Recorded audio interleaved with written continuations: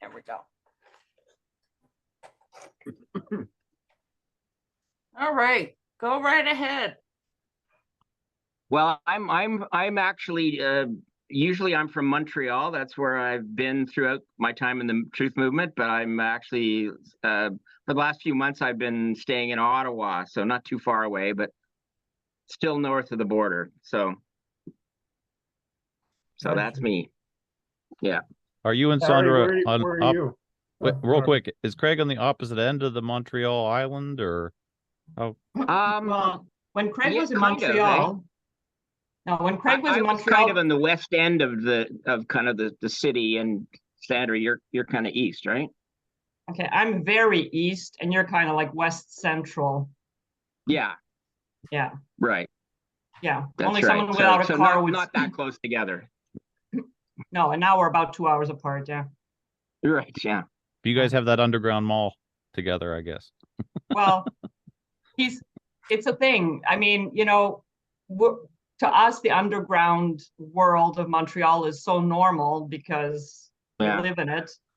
But apparently, it's of interest to people who haven't seen something like that. And Well, it's Jean was the here, largest and then underground city in the world. Is that not what they say? Like, it's the biggest one. It is the biggest one. It's like 42 Yeah. square kilometers, I think. Wow. yeah, It's huge. yeah.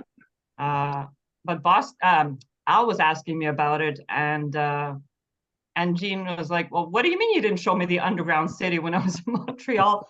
It's Just hadn't occurred to me. mostly just stores, though, right? It's not really that. It's all stores. It's just Yeah. Thank you for that. My sister lived in Montreal in high school because she was accepted at the Canadian Royal Ballet Company. Oh, wow. Yeah.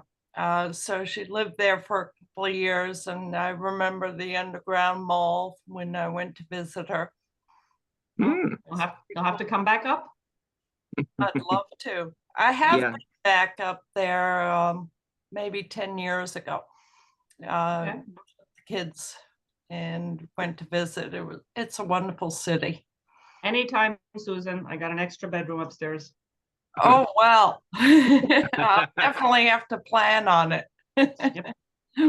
Summer is a good time to visit. Yeah. There's a lot going on, and winter can be, can be cold.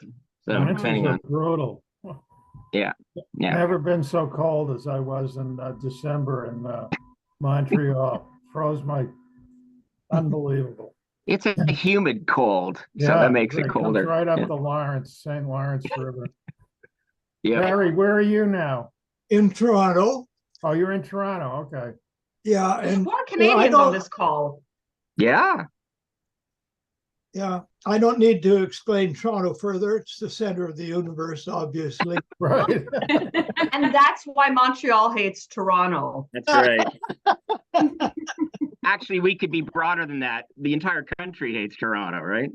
Right. Fair enough. 'Cause- Fair enough. Oh Yeah. wow, half the call of Canadians then, huh? Yeah, pretty much. More than half. Wow. Wow. to To a Bostonian, anything west of Worcester is no longer part of the country. Oh, dear. So you want to get started, sir? Let's Let's I get think we've started. got enough people here now that I see Ross is on the call. And Miles is out in Vancouver, another Canadian. Oh my God. Calgary. oh, No, Richard. Calgary. And Oh, I boy. object to Toronto being the center of the universe. Right. Oh, it's all right. Barry's outnumbered, so yeah. don't worry about it. And the We'll let Leafs suck. let the Canadians do all the talking tonight, I guess. So. Anyway, Yeah. why don't you get started, Craig? And I know you sent out a little bio, which you may want to just touch on, and then we can get into the nitty gritty. Sure. I don't have it. I don't have the text in front of me, but I pretty much have it memorized, I guess. all the highlights anyway. Yeah, so basically I'm lived in Montreal since the 1960s. I went to school at York University in Toronto and got a film degree, and then actually then later on went back and got a graduate degree in journalism from Concordia in Montreal. And what else did I say in that? I have two blogs, one called Truth and Shadows that I've operated since 2010, which was murdered by Google and its algorithm, but it's still plugging away. But it's you have to kind of know it's there now, unlike the old days. And I started a new blog a few months ago called Thought Crimes and Misdemeanors, which is a Substack one. And there are certain advantages that come with, Substack, like mailing lists and things like that. Although that's what I thought when I created Truth and Shadows. I thought, it was great that they had the whole template there. You didn't need to have it hosted or anything. And then I found out years later how you can pay the price for that when WordPress decided that I didn't meet their community standards anymore, and they deleted my website. So maybe Substack will do that in a few years. I hope not, but I'll make a point of backing everything up like I did the first time. So, fingers crossed. But I'm not sure what else to tell you other than that. I've been a truther since 2010 when I started the blog, and I guess as you'll see in the presentation, which is primarily about the Pentagon, that's kind of been where I maybe put a large part of my focus. Although I write about subjects other than the 9/11 sometimes, different false flags and things like that. But it has kind of been an area of study, and I'm going to make the case tonight. You may regret after, having invited me after this, but I'm going to make the case tonight that there's some bad stuff going on in the truth movement, and using the Pentagon issue to divide the movement and really an effort to try to disqualify the Pentagon evidence, which I've got a slide presentation, so I'm gonna bring those up in a second. But basically the bottom line is you're gonna see in one of my early slides is that the Pentagon issue is so important because it really is the only area where we can, by showing the falseness of the official story, it's the only way we can prove with certainty government complicity in this operation. I mean, you can always, we pretty much know that there's insider complicity in all aspects of 9/11. But I have a friend of mine that went with me to see Richard Gage speak a few years ago in Montreal, and he came out of it convinced. You remember this one, Sandra? That's the McGill event, I think, that we both were at. So he came out of it saying, "Yeah, I'm convinced. It's definitely a controlled demolition." So I said, "Well, so you agree then that it was like an inside job?" And he said, "Well, not necessarily. It could have, it could have been terrorists that put, And I was like, so the Pentagon's important, more than important. It's essential, because if you can show, and I think we can, that a plane crash was faked at the Pentagon, then you have proven government complicity. But anyway, so now what do I have to do? Do I just hit share screen? Do you need to do anything to enable that? I've allowed share screen so that if you just click on Share screen, the green tab thing? you want, you can share screen. Go ahead.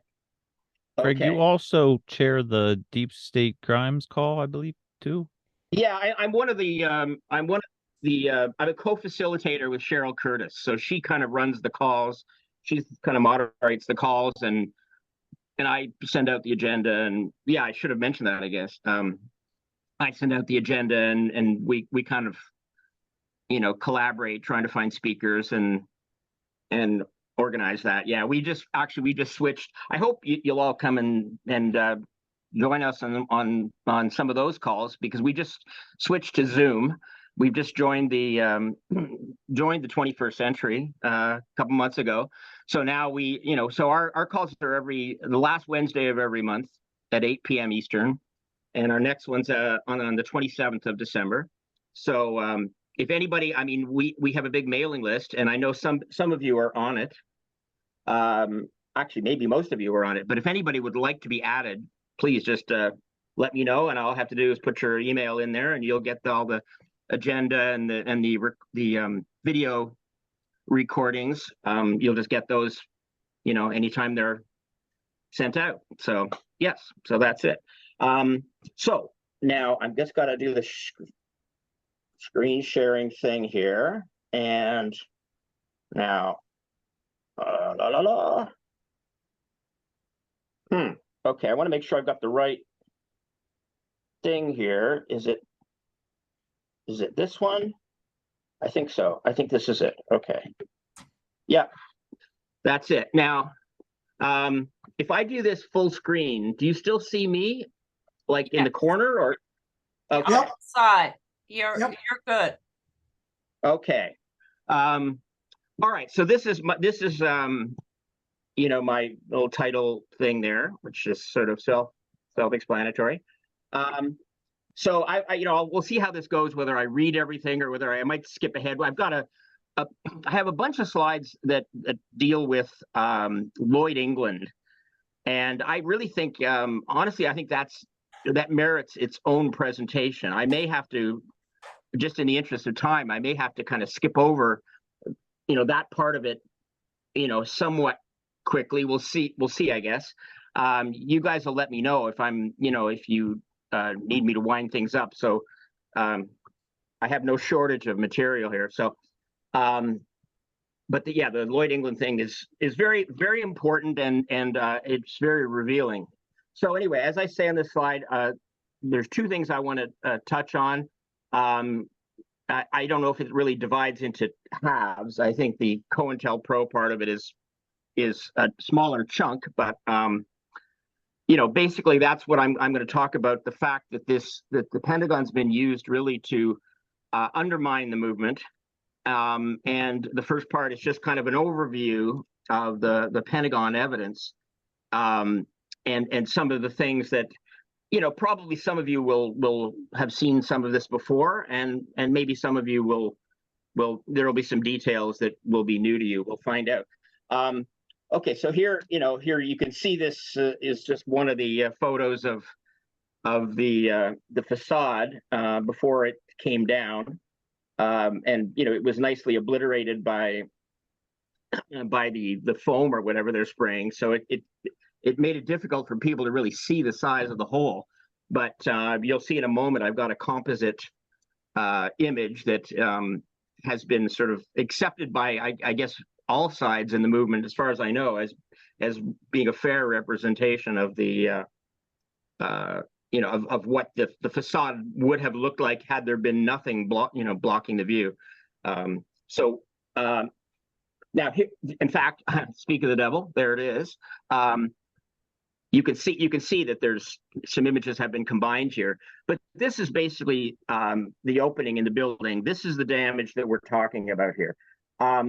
And you can see, I mean, this is the suggestion that that a 757 entered through this hole. I would say it's not just unlikely, it's ridiculous would be the word I would use. Absurd to suggest that an airplane entered through there. You can see the hole on the second floor. There's a column still hanging down. It's obviously severed at the bottom, but right in the center of that opening where the top of the fuselage is supposed to have entered, that's column 14. And you can see there are a number of, on the first floor, you can see there are a number of columns that are still hanging, or they may be, in most cases, I guess they're severed at the bottom, but they're still intact. And what the story that we're being told not only by the official story, but by the proponents of an impact in the truth movement. I mean, frankly, their account is almost identical to the official story anyway. But they, you know, they talk about the damage to the second floor, you know, being caused by the right wing. But the question I would ask, and if the right wing, you know, if most of the impact took place on the second floor, then what, you know, what caused the damage to the first floor that would be under the right wing? I don't think anyone's accounted for that yet. So let's move on. Now, this is, you know, an image that shows an almost pristine lawn. And I know what some people are going to say, yeah, but there's other views that show, you know, much more debris on the lawn. So we'll get to that. But the important thing to note here is that we're looking at an image that was done very early on, because, you know, unless I'm mistaken, you know, that's before the wall came down. That section of wall collapsed, or was brought down with an explosive. However, it came down. Yeah, that happened about 10 after 10 on that morning. So we're looking at a very early shot. So, you know, it seems to me, and I guess we'd have to look at all the photographs. You know, it seems like little pieces of what are supposed to be plane debris seem to appear, and maybe they weren't there at the beginning, and maybe they just appeared, or, you know, obviously were planted there. That would be my assertion. But I mean, you know, I haven't really made a comparison between exactly when one photograph was taken and when another was. But I would think that, you know, we're looking at the first half hour after this event. I don't think they cleaned up the lawn in that half hour, and why would they? Now, so again, here I make the case, or the point here that I think I already made that it proves government complicity. That's why it is so important. And this is something I want to say: the burden of proof.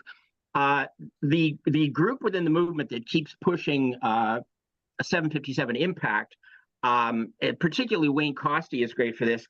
They want the burden of proof on the truth movement. They want us to prove how all the damage happened.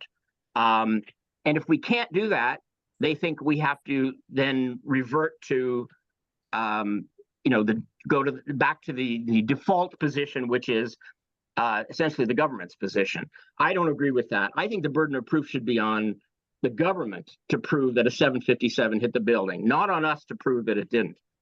Although we can prove it did. We can prove it didn't. Now, I want to bring up citizen investigation team. You know, you'll hear some more about them throughout this. Basically, it was a duo, Aldo McKee and Craig Ranke, they're from California. They went to Washington, and they went around and did a bunch of interviews, and they did them on camera. And they were not little clips or little sound bites. They were long interviews, and you can see exactly what was asked. You can see in these interviews, they explained exactly where the plane was, where they were standing, where it went by, and they drew on an aerial photograph exactly where they saw the plane go. And these people saw the plane go to the north of the Citgo gas station. And the reason that's important, and maybe a couple may have said that it went over the gas station, but the official flight path, which is supported by the government and by David Chandler, Wayne Costi, and the rest of their group, you know, for the damage to have been caused by a 757, the plane had to be entirely to the south of the Navy Annex building, and you'll see in a moment. We'll get to some images. Well, here we go. Okay, so you see in the foreground of this image, you see the Citgo gas station. The red line is the alleged official flight path, and the yellow little marks are the 5 light poles. So, you know, the path has to be very, very close to exactly this in order for all those poles to have been hit. The blue line represents, you know, an example of, you know, several people who are interviewed gave a sort of similar to this. Most of them described the plane banking to the right, which is interesting because the official story requires that the plane fly dead straight towards the building. And yet several witnesses described not only did it go over the Arlington Cemetery, which is to the north of the gas station, like this picture would have been taken probably from the roof of the Navy Annex. So you're looking, so it would have to be to the right of that building to be the official story. And to the left, the reason that this flight path issue is so critical is that if the plane was north of the gas station or anywhere north of the official flight path, then none of the damage could have been caused by a plane, and that blows the official story out of the water. So let's go now. Here's an overhead. The green line again is the official story path. One of the things that that's the Navy Annex, that sort of white rectangular building with all the different wings. Just below that, if you look straight down, you'll see. Well, I'm not sure if it shows very well on this, but there's a tower, the Virginia Department of Transportation tower, that's something like 200 feet high, and it's directly in the flight path, the official flight path. So the plane would have to have been above that to clear it. Now the Chandler and Costi and company have tried to come up with a way around that, literally, by having the plane go beside on either side, and I'll show you a couple of graphics about that in a moment. So those yellow lines are examples of different witnesses that CIT interviewed and what they drew on their overhead photograph, and you can see how there's a number of them that show the plane banking to the right.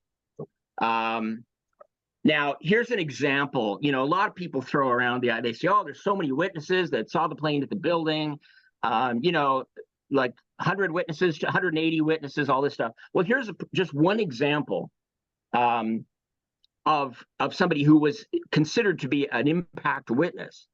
But when Aldo McKee interviewed him, he admits he didn't actually see the plane hit the building. And there are lots of witnesses like that.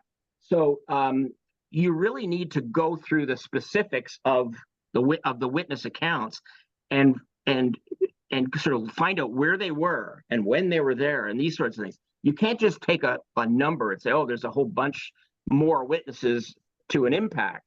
The number doesn't make it true. It's in the details. I'd like to inject something for 1 second, if I can. Okay, sure. The credibility of witnesses has a lot to do with what the sources, whether these witnesses were part of the chosen few to share with the news media on the day. So there's a lot of manipulation around witnesses, right. Credibility. Yeah, no, you're absolutely right. There were a bunch of witnesses that had connections to the Gannett newspaper chain and USA Today in particular, who happened to be in traffic kind of at the right time, and they all reinforced the official story. So there's the media people that did it, and then there's all kinds of people that either worked for the Pentagon or they had connections to arms manufacturers, or they had some insider connections, which would make them not credible. And there's a great sort of an analysis of the witnesses done by a guy who went under the name One Slice Short, and he I don't think that was his real name, but anyway, he basically boiled it. What's that? He was a loafer. Right. You made me think there for a second. So anyway, he basically boils it down to 41 witnesses that could have actually seen the plane hit the building and who didn't have, insider connections or media connections. But, just because those people could have seen that doesn't mean they did. The other thing to point out is if, in fact, the plane did fly over the building, as CIT asserts, then, it's entirely, the whole thing would have been designed to fool people. So just because somebody says, "Oh, I saw it hit the building," it flew right towards the building and there was a big explosion, that doesn't mean that they actually saw an impact. It may mean that they were fooled into thinking that that's what they saw. So, are you good, Lawrence? Did you? Oh, absolutely, Craig. You're good. Okay, great. We're totally concurrent. Excellent. Excellent. Well, it's early yet, Lawrence. It's early I yet. know We'll see. we've had our differences, so and you know what my focus is, and it's right there. I do, and I, good for you for having your focus. It's good that there's something to be said for specializing, I think, because then you really get to know one part of it and you can share that with everybody. Anyway, here's an example. This is from Ken Jenkins' film, the video he did, the Pentagon plane puzzle. It's the first one, unless they've changed it, but the first time I watched it, it was the very first one. And first of all, we don't even get a last name. It's just somebody named Janet. And she's, you saw the plane crash. Yeah, I saw it. It just disappeared out of my sight and there was a big explosion. So who knows how many people, Mike Walter from USA Today admitted that the plane, yeah, I saw it for sure. And then in another interview, he says, well, it went behind some trees and then I saw a big fireball. So there's that. Now, here is one of the two Pentagon police officers who were at the Citgo gas station. They were separate. They weren't there together. They didn't talk about this until years later when CIT interviewed them together. But this is William Lagacy, and he, you can see, he describes, this is where I considered trying to do video clips, but anyway, I didn't quite get that ambitious tonight. But I would urge you to watch CIT's film National Security Alert, because there are interviews with this guy Lagacy, and the other officer's name is Chadwick Brooks. And Lagacy describes, it's very explicit. There's no question that he saw the plane, or that he's describing the plane going by on the north, to the north. It's over the cemetery, which is to the north. And in fact, if the plane had been on the official flight path, it would have disappeared from his view, because the canopy of the gas station would have blocked him from seeing it as it went by. So there's absolutely no question that this is what he's describing. And he says in the interview that he's 100% certain that this is what he saw. And you can see in this image here, see that black line? That's his drawing of the flight path. And you see I've circled the gas station. So he's putting it, he's not showing it banking to the right like some of the other ones did, but he's showing it clearly to the north. So that's that. Now here's just an example. This is Edward Paik, who couldn't even see the Pentagon, but he put the plane over the Navy annex. Chadwick Brooks basically said the same thing as Lagacy. He was also 100% certain. And Robert Tercios, all these people are on video. Tercios, and we're going to show what Wayne Costi does with Robert Tercios. We'll get there when we get there, but it's one of the most stunning examples of dishonesty in the movement that I've ever seen. And I'll explain that. So, right. So they're on camera. They're transparent. They go into it in detail. They often ask the question several times just to make sure that they've got the answer correct from the person being interviewed. And they've been attacked for this. There've been all kinds of claims made that they're leading the witnesses and all this, and it's quite wrong. Interviewing, Barry and I both have journalism backgrounds, and while maybe interviewing witnesses to a crime is maybe not the thing that we both did the most, but certainly I watched the interviews, CIT interviews. They're not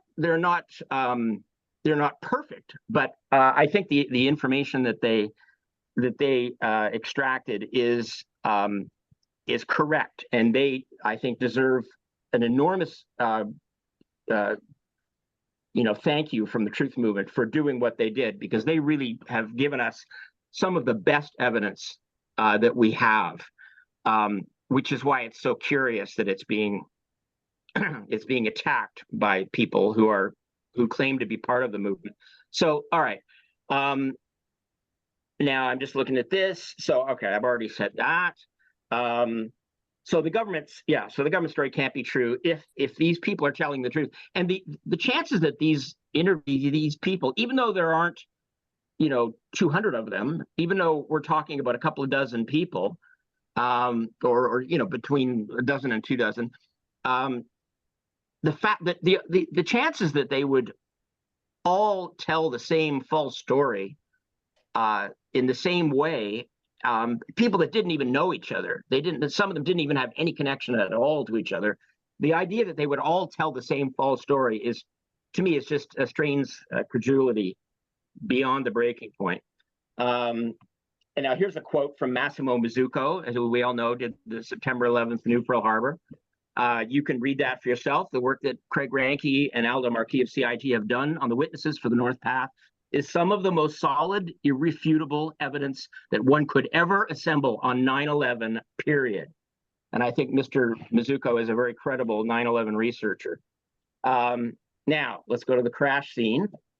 Now, this is, there's a gentleman named Adam Eisenberg who I've gotten to know quite well in the last couple of years.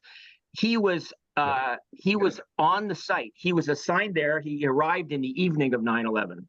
And so he, at different times, was even in charge of guarding some of the evidence, and the crash scene. And I'll give you the quote here. He says, "I never saw anything that looked like a part from a Boeing 757. The damage I witnessed inside and outside the building wasn't consistent with anything that looked like a commercial airline crash had occurred.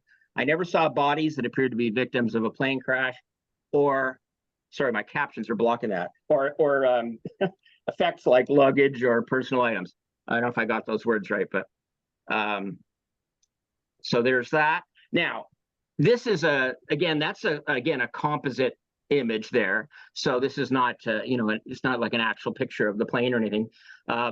But you can see this is, you can see how big a plane would be. And Mazzucco in his film, by the way, makes the point that while the wingspan of a 757 is 125 feet, if it's coming in at the angle that it did, it would actually take about 160 feet for it to entirely enter the facade of the building. And you can see by this image, even though it's not an actual image, how unlikely that would be. And here's this is a point. I mean, this image is just one that I just found, but it's this is a point that I think is important to make.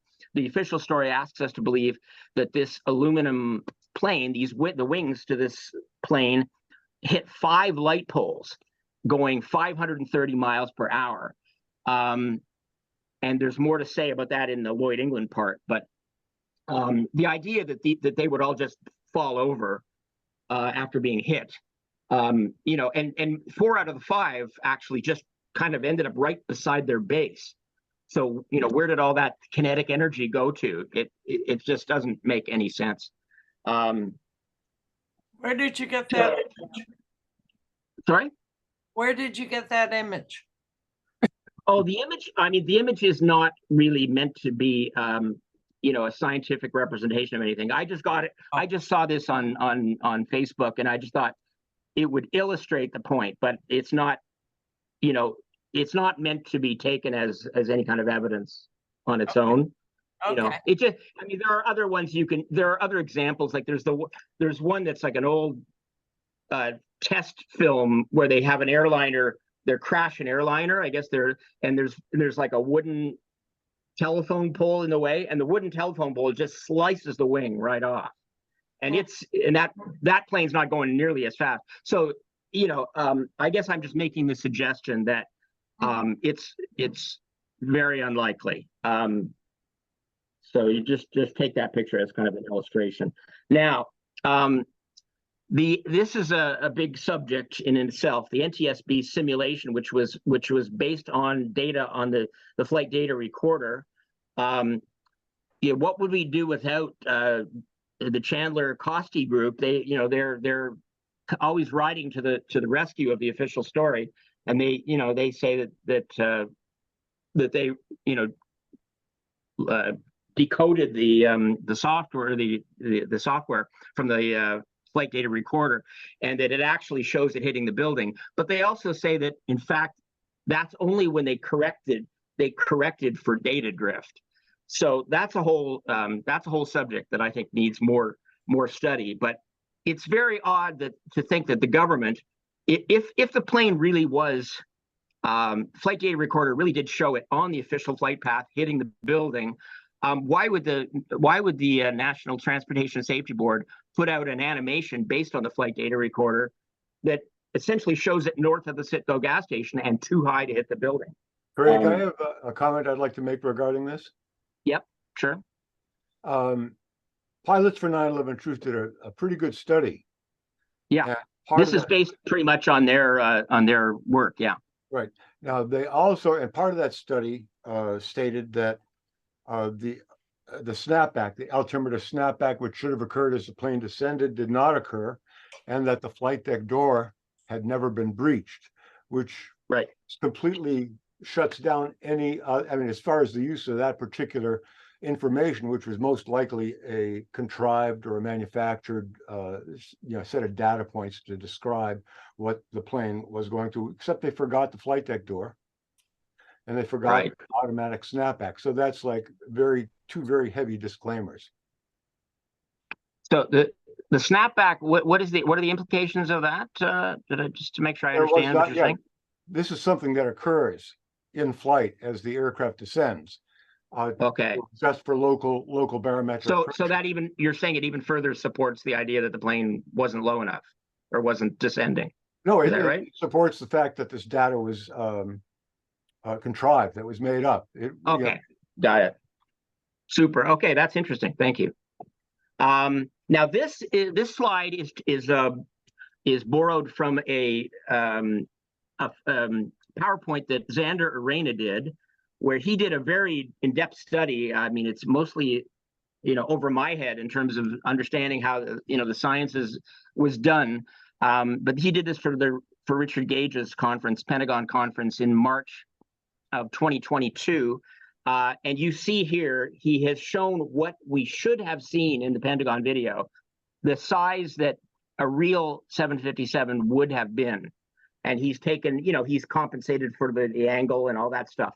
And I would advocate, maybe I can get the link to you guys or whatever, but I would advocate, maybe watch, if you're into that stuff and you're able to understand it, then look at the PowerPoint, or maybe you might just want to watch him he's done different presentations on it on video. So, but it's very important. And it's interesting that, I watched the David Chandler speaking to your group, I guess was recent. And he talked about the video, the Pentagon lawn, and how, the video proves that there was a plane. And yet he ignores this proof that Xander Arena has done. He hasn't refuted it. He's aware of it because this was unveiled at Richard Gage's conference. So it's kind of a bit typical. It's sort of like it's something that disproves his case, and he just ignores it and just pretends it's not there, hoping nobody will notice. So there we go. Now this again is the composite, and I don't know that I have to spend much time on this. I'll just point out where it says the number 2 there. That's the window. I mean, the tail section, had there been a real plane hitting there, the tail section would have gone well above that second floor hole and should have at least broken some windows. It's unbelievable that none of those windows are even broken. And you can see because the foam landed on there. All right, so I'm past that. And this is just kind of another photo. You can see up in the inset in the top right corner, you can get a bit of a look at that column in the middle of the second floor opening. Wayne Costi makes a big deal of looking at that kind of from the side, and it's more angled in. And he thinks that indicates, an impact from 757. I can't imagine a plane hitting that column and only bending it. It seems a little crazy to me, but all right. So now here's the so-called exit hole. I don't want to call it an exit hole because I don't think anything exited there. But this is supposed to have been made by the fuselage, or, and some people say, you know, the landing gear or something, but it's pretty roundish looking hole. And the interesting thing is, and I think I have a slide coming up on this, but if anything should have made an exit hole in the C-ring wall, it would have been the two engines, the two 8,000-pound Rolls-Royce engines. Those things, I mean, just think titanium engines, 8,000 pounds, traveling at 530 miles per hour. And once they enter the building, I mean, there's nothing in it. There's no exterior walls between there and this wall here. It's just like offices. So the idea that they would somehow not have emerged from the C-ring, into this, or out through the C-ring, and yet the fuselage or the landing gear would have, it just is absurd.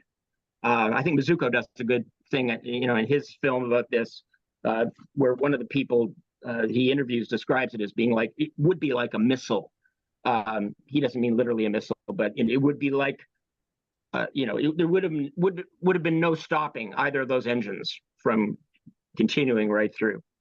And there's an example. There's what the engine would look like, new.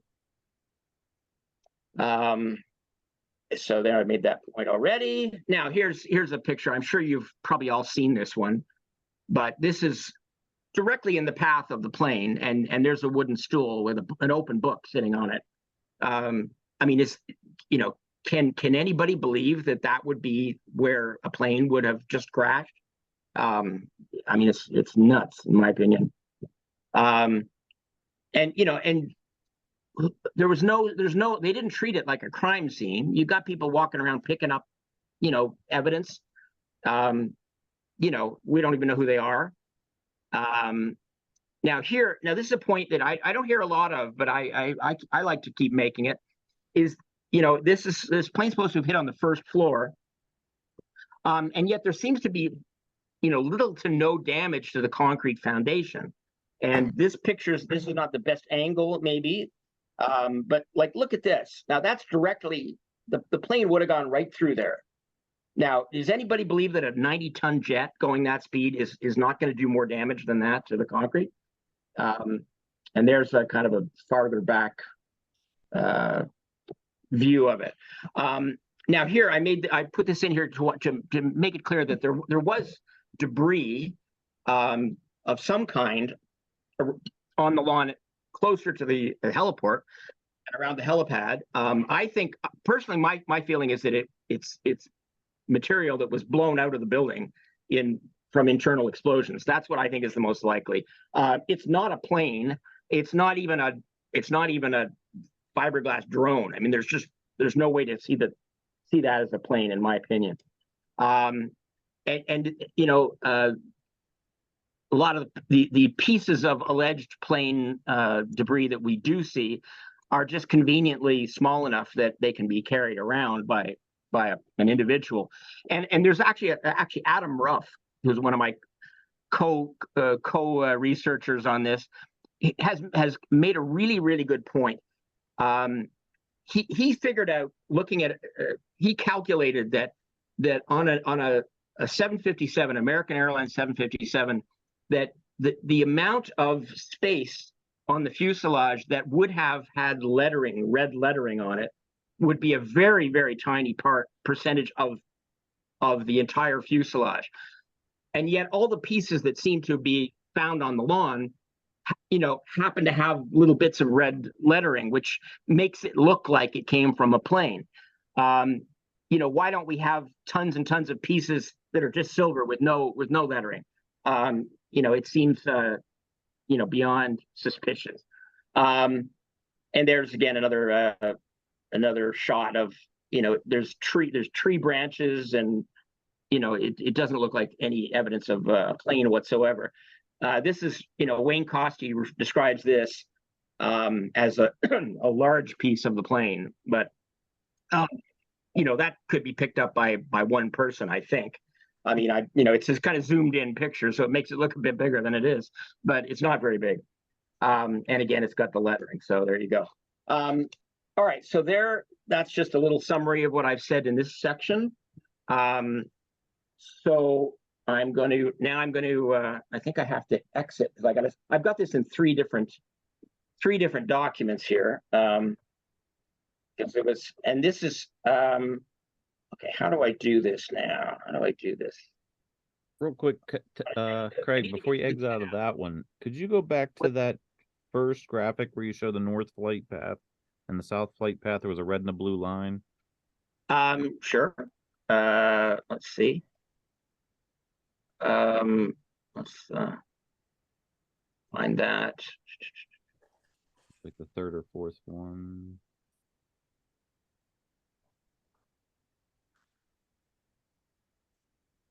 Yes. That one? Yes. This just dawned on me. I was talking with Sandra like 3 weeks ago. That I take no position at the Pentagon. I know that annoys some people, and I know we've had our differences in the past, but you're doing a great presentation now. Just want to say that. Thank you.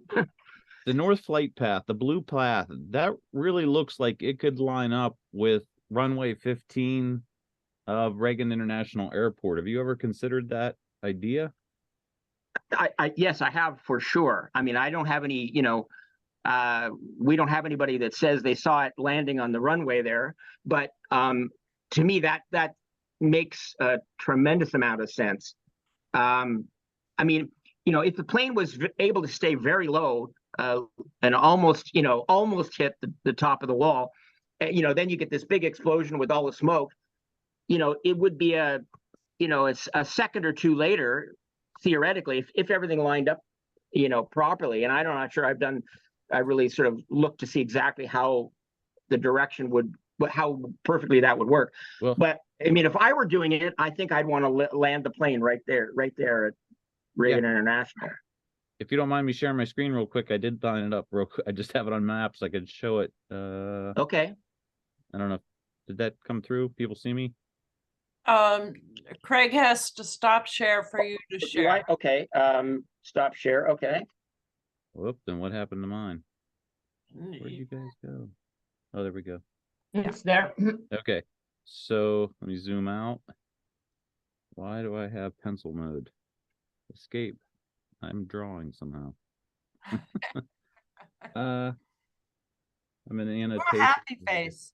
There we go. Okay. So here's the Pentagon. The path, basically what he's saying is it rounded right here and it's headed down this way. Well, it just so happens if you would round and continue in, this lens up on runway 15 / it would be 33 if you're coming from the other direction. I did put a FOIA request in and they said that that's outside of the indexes of the Department of Justice, but that's a reasonable flight path there, I think. Just saying. Yeah. Yeah. I mean, I think, I know what some others might say. They might say in order to make that turn, that it would be too sharp a turn, or so that's maybe an issue with it, but yeah. Thank you. But that's certainly The official story of Hani Hanjour's turn. Well, yeah, I mean, that's what a joke. I mean, the other thing too is, I mean, why would you? I mean, even if you you had a real pilot that really was going to fly the plane into the building, and it wasn't Hani Hanjour, there's no reason you would take the path of the official story. First of all, I mean, you'd be risking all kinds of things happening, all kinds of, I mean, why would you fly into 5 light poles on purpose? It makes no sense. As has been, the point's been made many times over the years, and I think first time I heard this was in one of David Ray Griffin's books, is that, the Pentagon it's a 30-acre footprint, and it would be very easy to fly into the roof of the Pentagon. The reason maybe not to do that would be that the people, working in the Pentagon knew this was happening and were responsible for it. So they wanted to make sure. And and that part that was allegedly hit, of course, was being renovated, and that's pretty convenient as well. So anyway, so that So is that good, Gene? Yes, thank you. Okay, so now I need to go. This actually gives me an opportunity to switch. Now I have my Lloyd England stuff, but I also have my Truth Movement stuff. So maybe what I'll do is that I'll do the Truth Movement stuff, and then I'll come back to Lloyd England. Even though I'm sort of bouncing, from evidence to, the other thing. And anyway, but we'll see how it goes. So that's that. Now, okay, now how do I get back to sharing my screen? Hold on. While you're doing I've got to that, do that first. have you heard back from Craig Ranke or Aldo McKee? Like, what have they been up to in all these years? I don't. Craig Ranke doesn't have any particular interest in communicating with me for whatever reason. I can only imagine. So yeah, we're not buddies or anything. I have spoken to Aldo, and he's still interested, and he's I think he's kind of done all he's provided all the research that I guess he has to share, but he's still involved and still interested. And I hope we'll be able to get some input from him in the future. I don't expect that from Craig Ranke, but who knows? He's moved on to other things, and I can only speculate about that. So all right, now back to sharing my screen, and let's see. Okay, so here we go. Boy, I must be talking too loud. I'm starting to get a sore throat from talking here. Well, I'm not your used to doing audio this. is just fine if you want to scale it down a little bit for comfort. Well, yeah, maybe I'm concerned because I'm not using an external microphone. I'm just relying on my laptop. So maybe I'm overcompensating for that. Okay, now here's where we'll see if you still like me in a couple minutes, Gene. So my contention, and I'm quite prepared to defend it, is that there is a COINTELPRO operation that has been it has infiltrated the movement going back at least 15 years, and it continues to this day. And the focus of its attention is the Pentagon. And they're even, they've even had rumblings of wanting to move into the Shanksville area. I'm hoping that that's been headed off. But anyway, let's have a look at some of the stuff that I would like you all to be aware of. And I'll try to make it clear that I'm not interested in personal attacks. People think that if you really kind of go after somebody or call somebody out, that's the same thing as a personal attack. It's not. I don't care about these people personally. I don't know them. I care about what they do in the movement and the damage that they do. And I guess it's up to me to, make the case that this is, what's actually happening. Craig, could you define COINTELPRO for the listening audience, well, please? Sure. It's a kind of condensed from the term counterintelligence program, and it was a United States government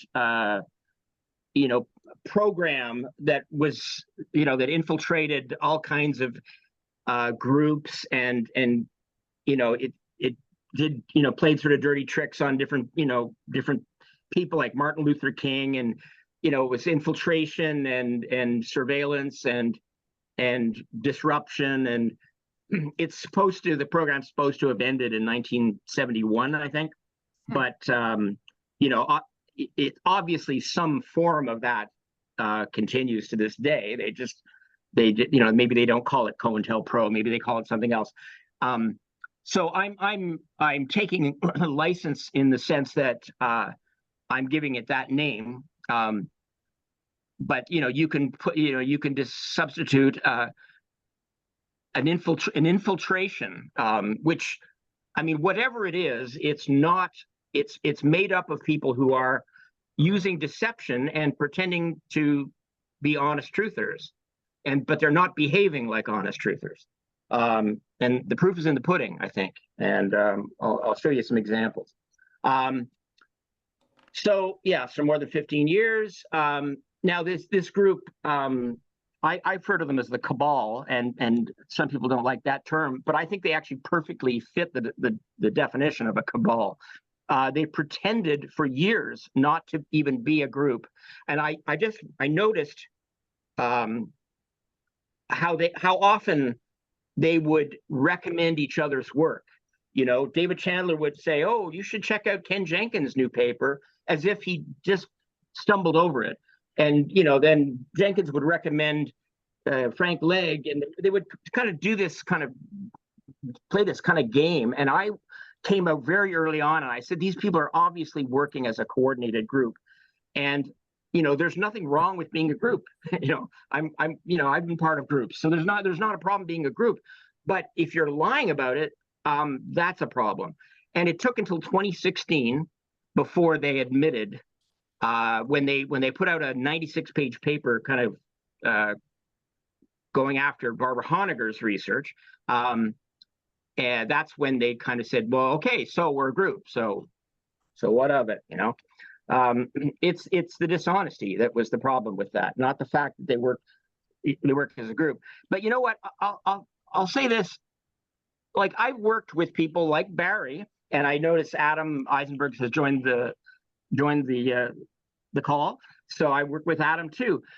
But it doesn't mean, because you work with somebody on a particular issue, it doesn't mean that you agree with every single thing about every issue and you're all in lockstep.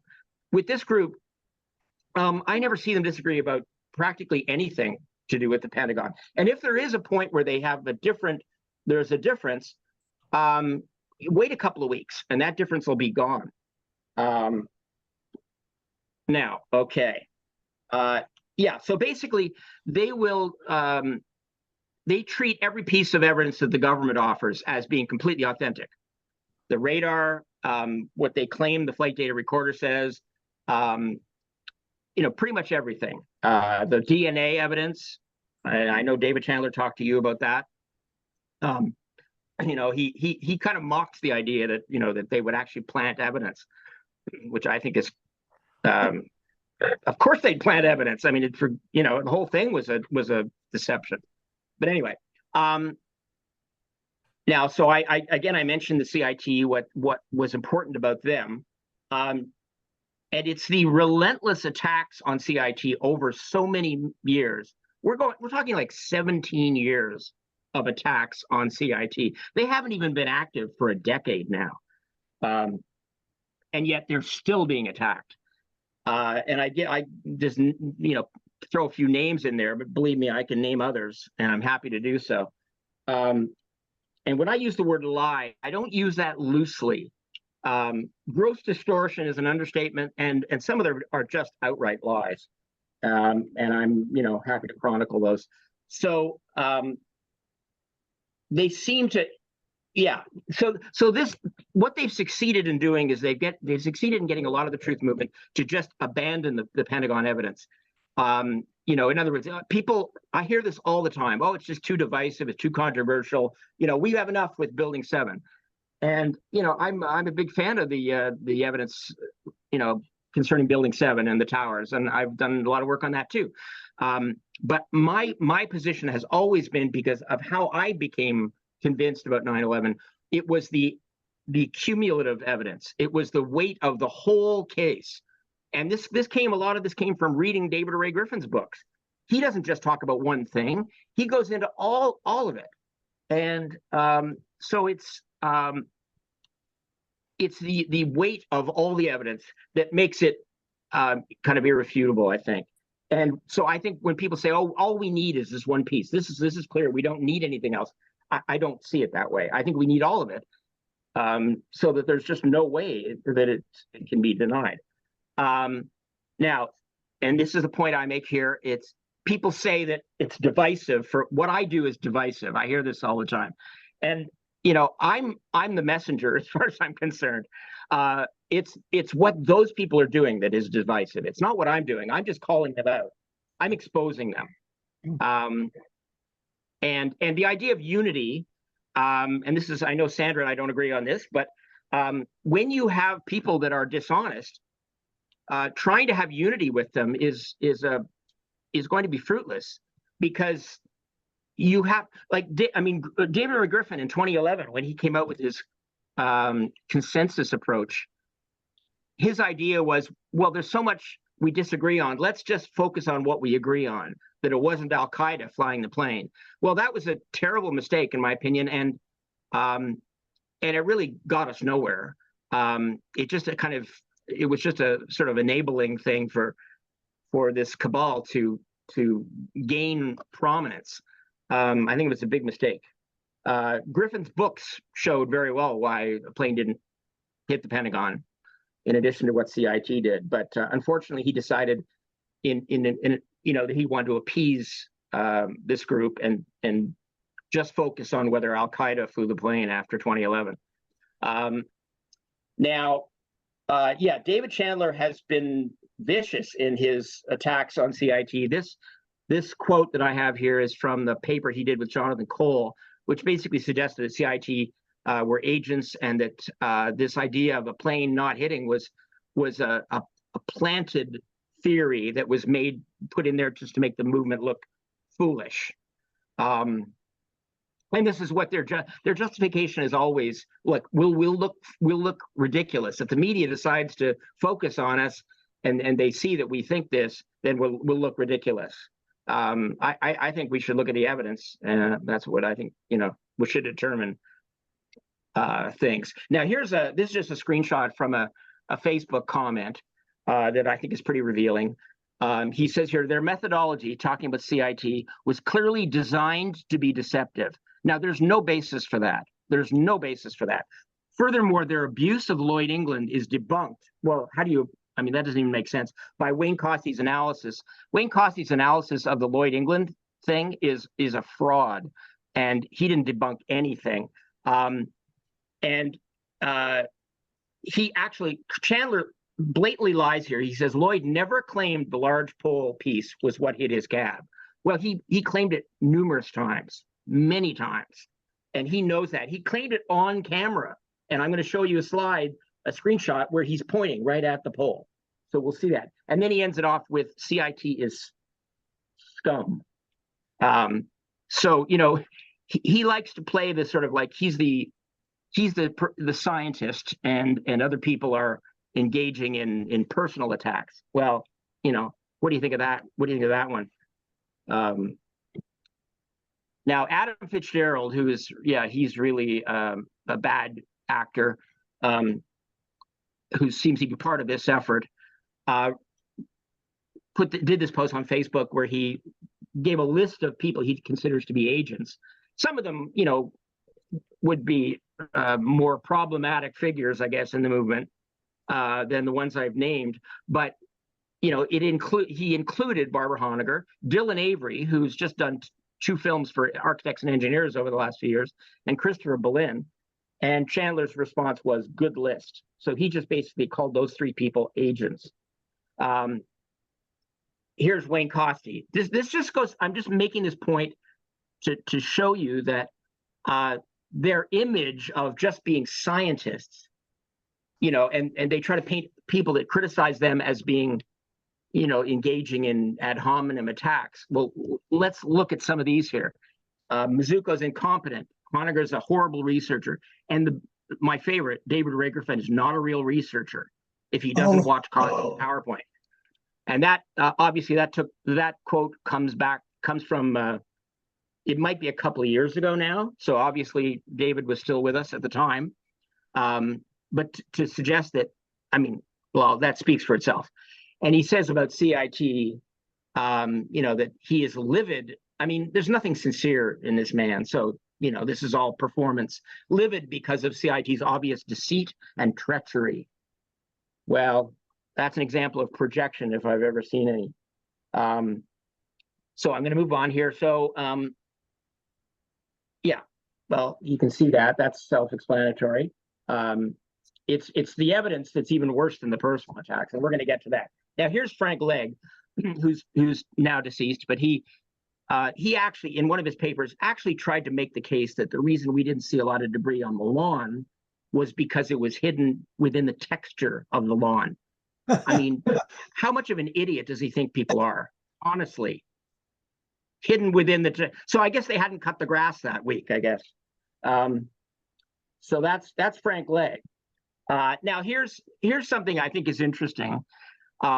This is I'm comparing two quotes, one from Popular Mechanics James Miggs, who obviously did the hit piece against the truth movement, the article and then the entire book.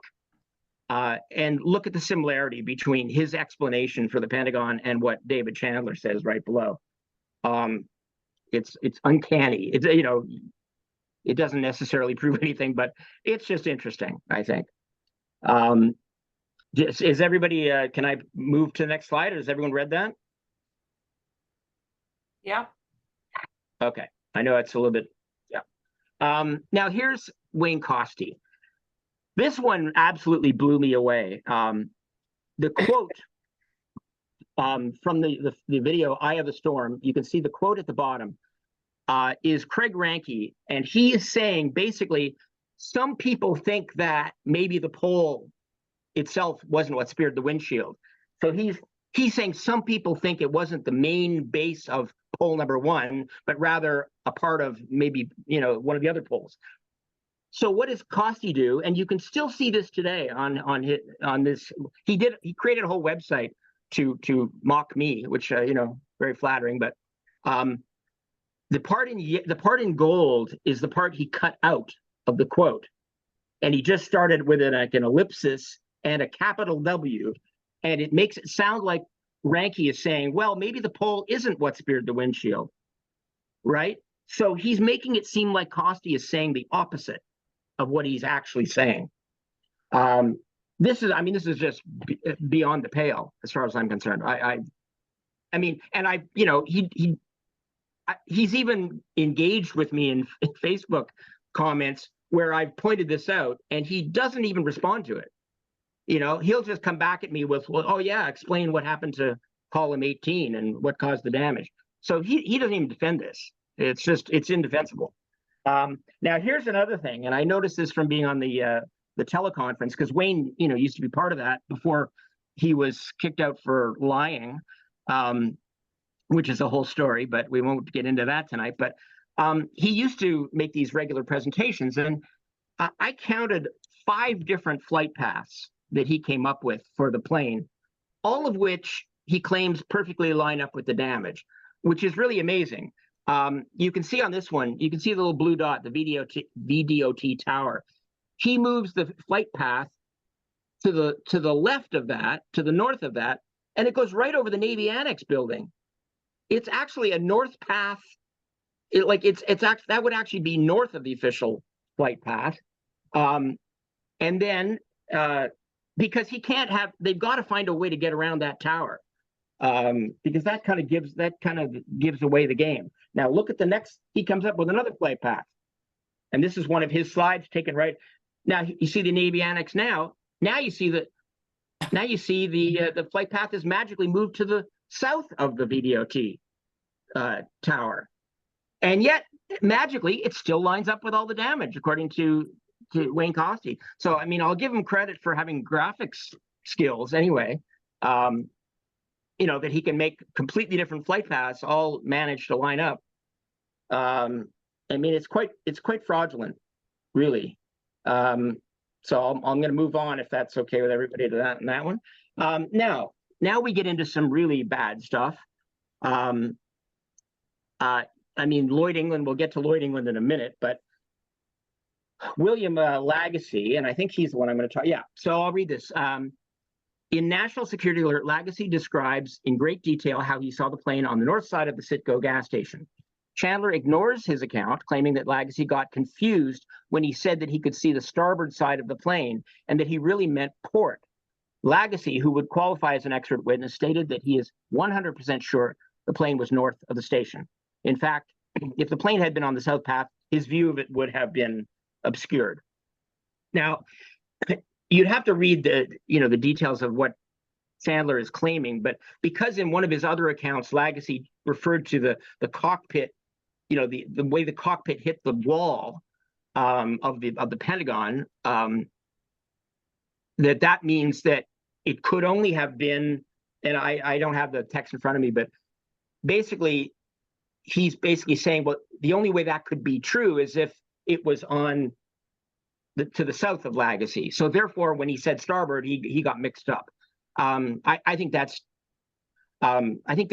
really almost insulting to people that he's. I mean, you watch National Security Alert. It's not like a 10-minute interview where Lagasse is, or Lagasse. I guess it's pronounced Lagasse. Yeah.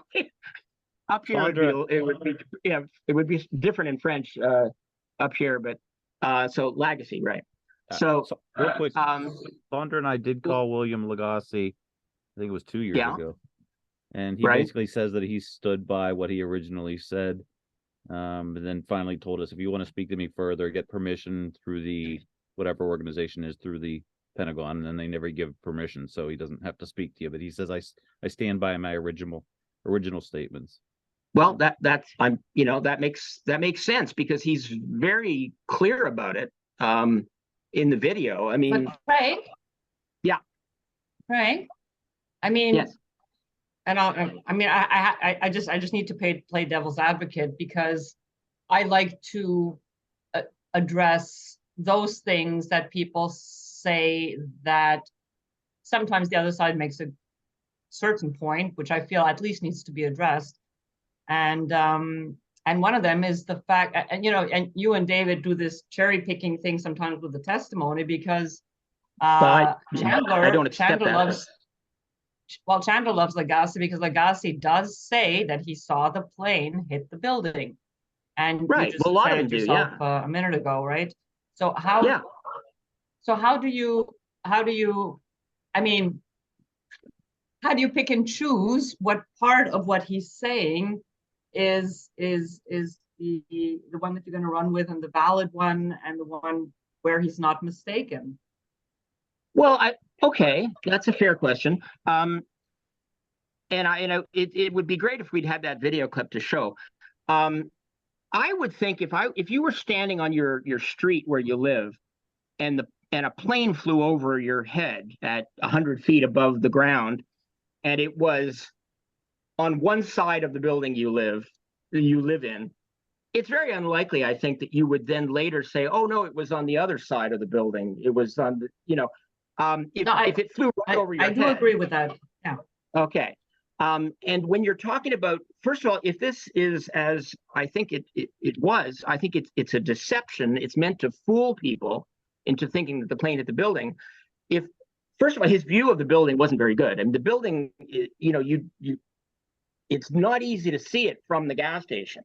There's a mound, there's sort of an embankment. You can just see the building, but if the plane's going right at the building and then there's a big explosion and all smoke, and of course you're going to think the plane hit the building.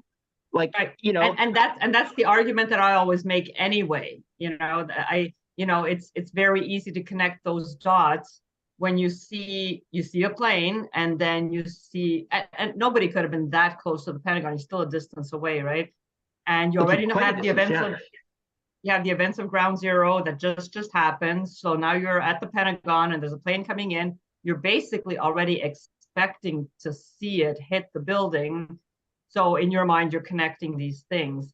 But the only reason I harp on Lagasse, and obviously he could be just as capable of connecting dots that aren't there.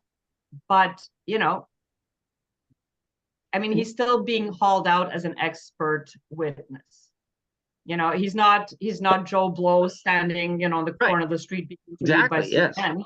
He's a police officer, and I'm sure he's trained in, observing things and whatnot. Right. So yes,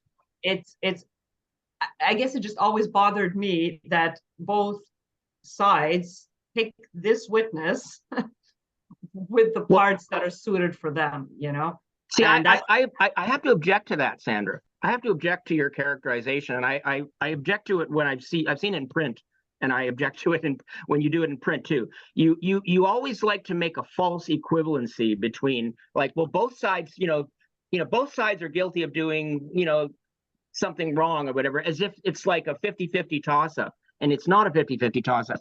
I'm not cherry picking when I say that it is clear beyond any reasonable doubt that he's describing. I mean, he's standing at the gas station right beside the canopy of the gas station. He's pointing over at the trees in the Yes, Arlington. it's very convincing. 100%. Yes. Arlington Cemetery, and he's explaining where the plane went, and he's saying it went over there and then it hit the building, and he couldn't even see the plane if it was behind him.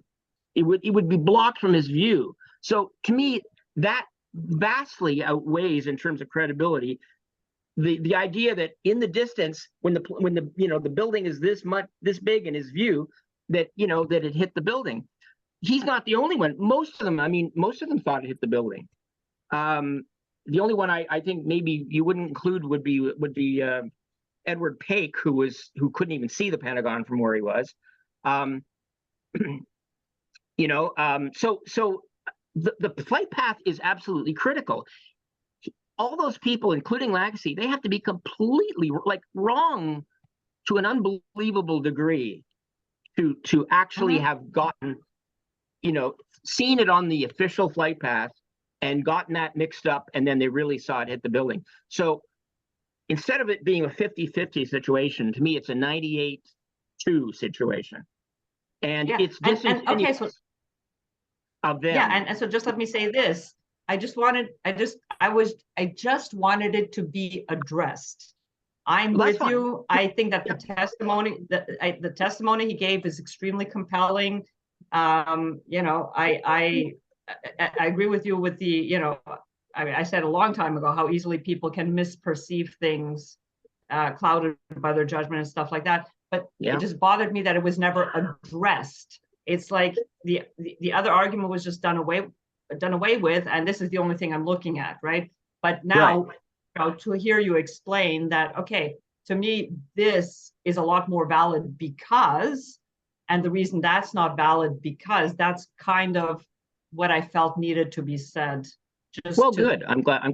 Okay, then I'm glad you brought it up. I did want to sort of make the point that I don't think it's helpful to kind of, the term cherry picking, I guess I reacted a bit to that, because I don't think I'm cherry picking. I'm not focusing on the impact part of it, because I think it's kind of taken as for granted that people generally thought that it hit the building, and that was, it wouldn't be very good illusion or deception if nobody bought it. And when I think too, in terms of psychology, I think if you think you see an explosion, you see the plane looks near even if there's a hint in your mind, like, gee, did that really hit the building?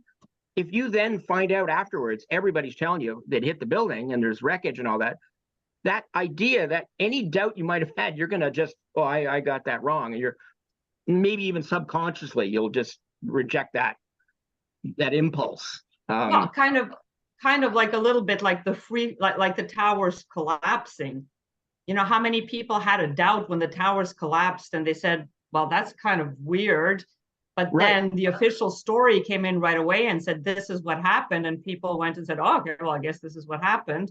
If there had been an immediate discussion about how did these towers come down, there would have been a dialogue, right away about what may have happened. Well, I'm one of those people, because on the day of 9/11, I know Barry, he caught on to this right at the beginning, and I didn't. But on the day, the way the towers came down struck me as odd. But maybe at that point I just didn't know enough to connect those dots. But I knew there was something wrong with it. Yeah. So but I got convinced. So there's an example of it. All right. So let's move to the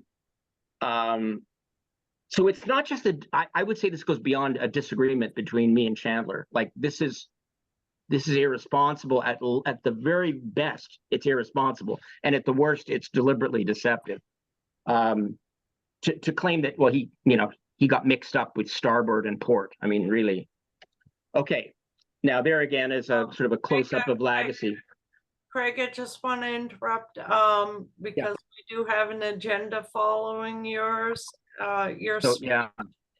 and we don't want to allow for some question and answer after your Okay. speech. So I'm looking at maybe 5 minutes. Does that sound reasonable?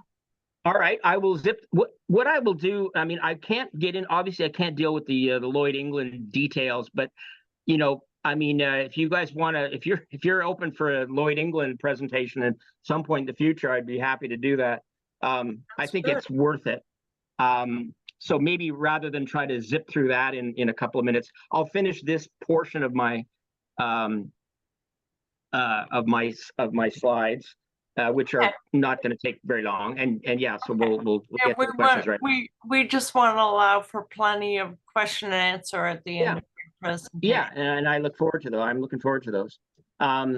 So now Robert Tercios, I'll just say this quickly. This one is the one that takes the cake. You see in National Security Alert, Tercios is standing in the parking lot, and he's explaining in the interview that you remember what it looks like where the gas station is in relation to the Pentagon. He's describing the right wing of the plane going over the north end of the canopy of the gas station, if that makes sense. So it's the fuselage is completely to the north of the gas station, but the right wing is kind of going over the edge of the gas station. So then the left wing would be much more to the north. So he's describing this, and there's what Costi does is he takes, based on where Tercios is standing, he's pointing back towards the south at the canopy to say that's where the right wing was. So what does Costi do? You're going to see in a second what Costi does. Here's his slide. Now that red dot is where Tercios was standing. He tries to make it seem like because he's pointing to the right towards the official path, that means that blue triangle is his line of view, and that indicates. So he describes Tercios as a south path witness, which is outrageous. It's outrageous, and it's a lie. I mean, there's no other way to describe it. It's a lie, and if he won't admit to it, and if Chandler and he won't admit to it, then, well, somebody should be holding them to account for that, because it's a flat out lie. So now let's just see what else I can get. Now here I want to finish off, and this is something that is based on observation, and you can ask me more if you want, of this of the maneuverings of this group over all the years that I've been around. I've watched them sort of, whenever somebody comes up with some evidence about the Pentagon, they target them and they try to talk them out of it, or then they attack them. Chandler tried to get me fired from Architects and Engineers. First, I was like a contractor. I was a volunteer originally. He spent 5 years trying to get me fired from there, because I think he thought that that would hurt my credibility, and therefore it'd be, my criticism of him would be reduced. But so they control not scientists for 9/11 Truth, but they basically worked in different ways to control virtually every organization in the movement. And I think what's happening, you can see them listed there. I think what's happening with this new International Center for 9/11 Justice is they were unsuccessful at getting control of Architects and Engineers. Chandler wanted Scientists for 9/11 Truth to have a formal relationship with them, and that was turned down by AE. And so they have decided that they are now going to replace AE as kind of the centerpiece, I guess, of the movement. And that is something that is going on right now. And I think that's going to be very bad. I can't imagine any genuine truther would want to see AE damaged. But I would not, honestly, I would consider the International Center for 9/11 Justice, which basically is a combination of three entities that have spent most of the last decade trying to suppress the Pentagon evidence. And that includes the Consensus Panel, Journal for 9/11 Studies, and the, I'm drawing a blank on the third one now, the International Center for, what was the original one? International Center for 9/11 Studies. That was it. And So Scientists for 9/11 Truth, right? I think, was it? Okay. All right. I'll take your I word don't for know. that. I could be wrong. I could be wrong. I thought it was 11. I thought it was studies, but maybe not. Journal for 9/11 Studies. Yeah. Yeah. But the journal, but also the International Center was anyway. These were basically three kind of entities that were basically not doing anything, and now they seem to be trying to replace AE, and that's a big subject. But that's what I think is happening. And this is disastrous if we allow this to happen. Let's just see. Yeah, so the infiltration has, has done enormous damage, and it really has. It has divided the movement. It has weakened the movement, and it has basically taken some of our strongest evidence off the table in the minds of many people. They just think, oh, we just don't want to deal with the Pentagon. And I think that's done deliberately.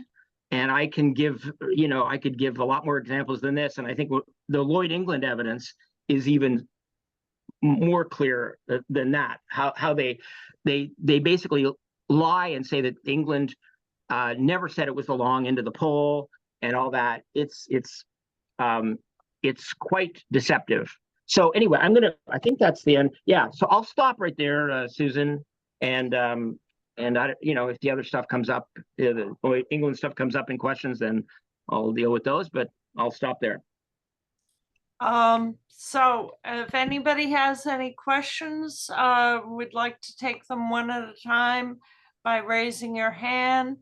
So I saw two hands come up. It's easier for me to call on the electronic hand.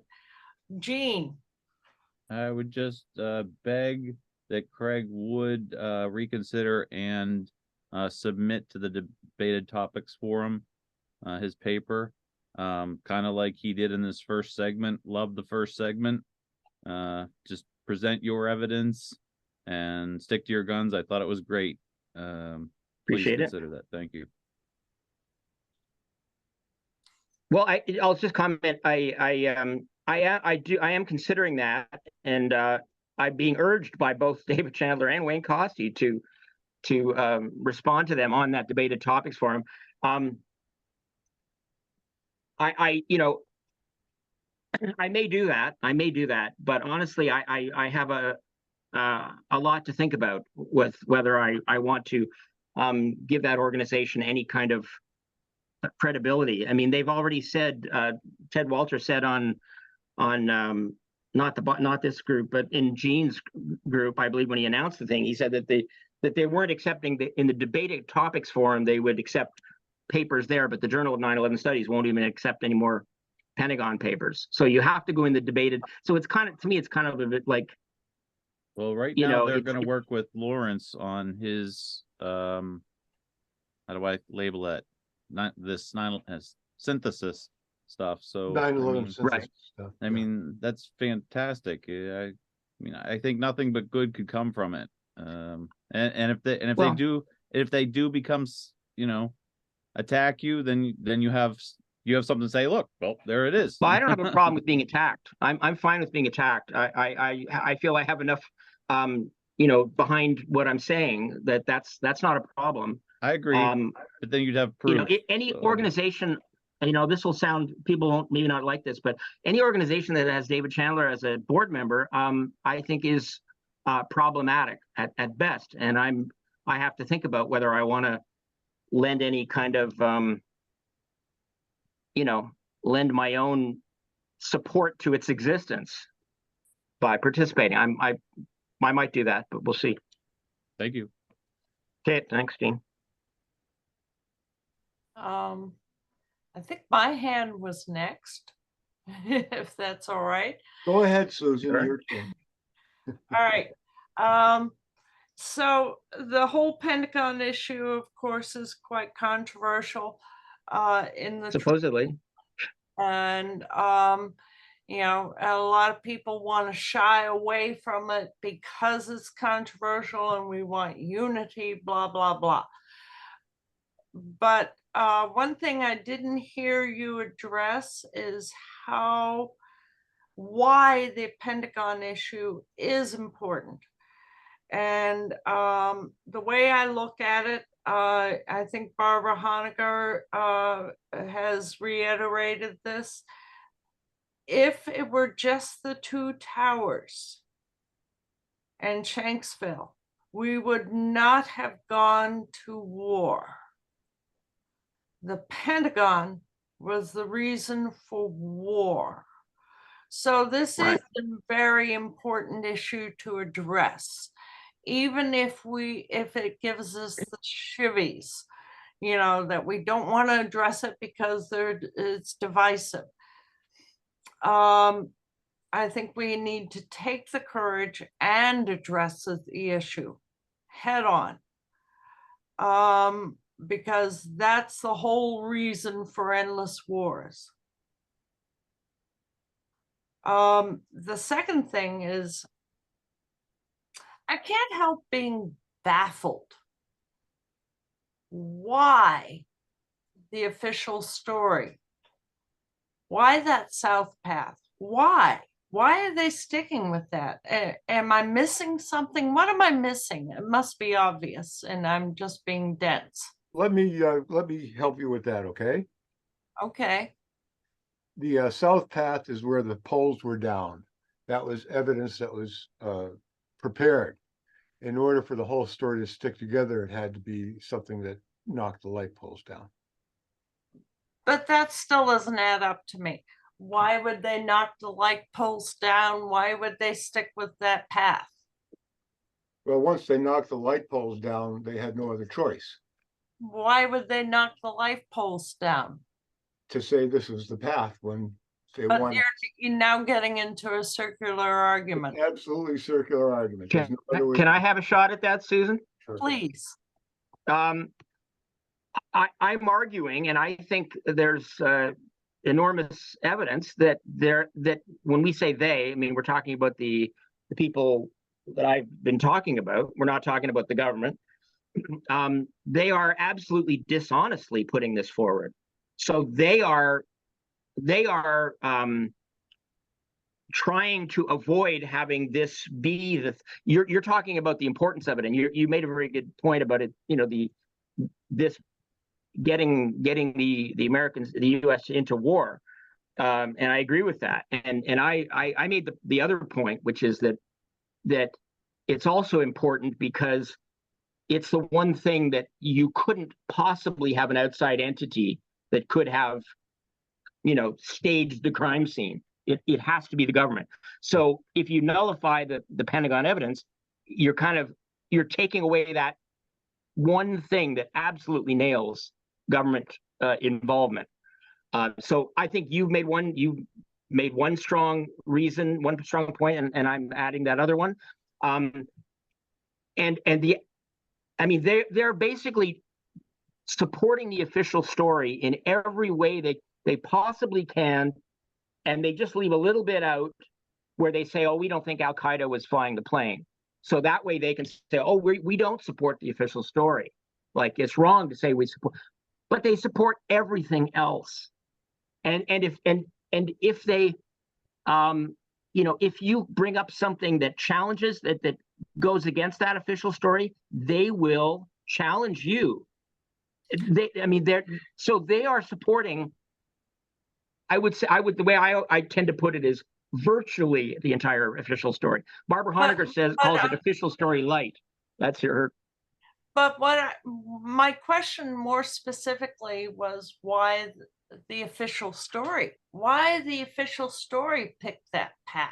Well, to be more genuine to all facets of this Pentagon issue, the third theory is that there was a missile fired, right, and that was the path of the missile.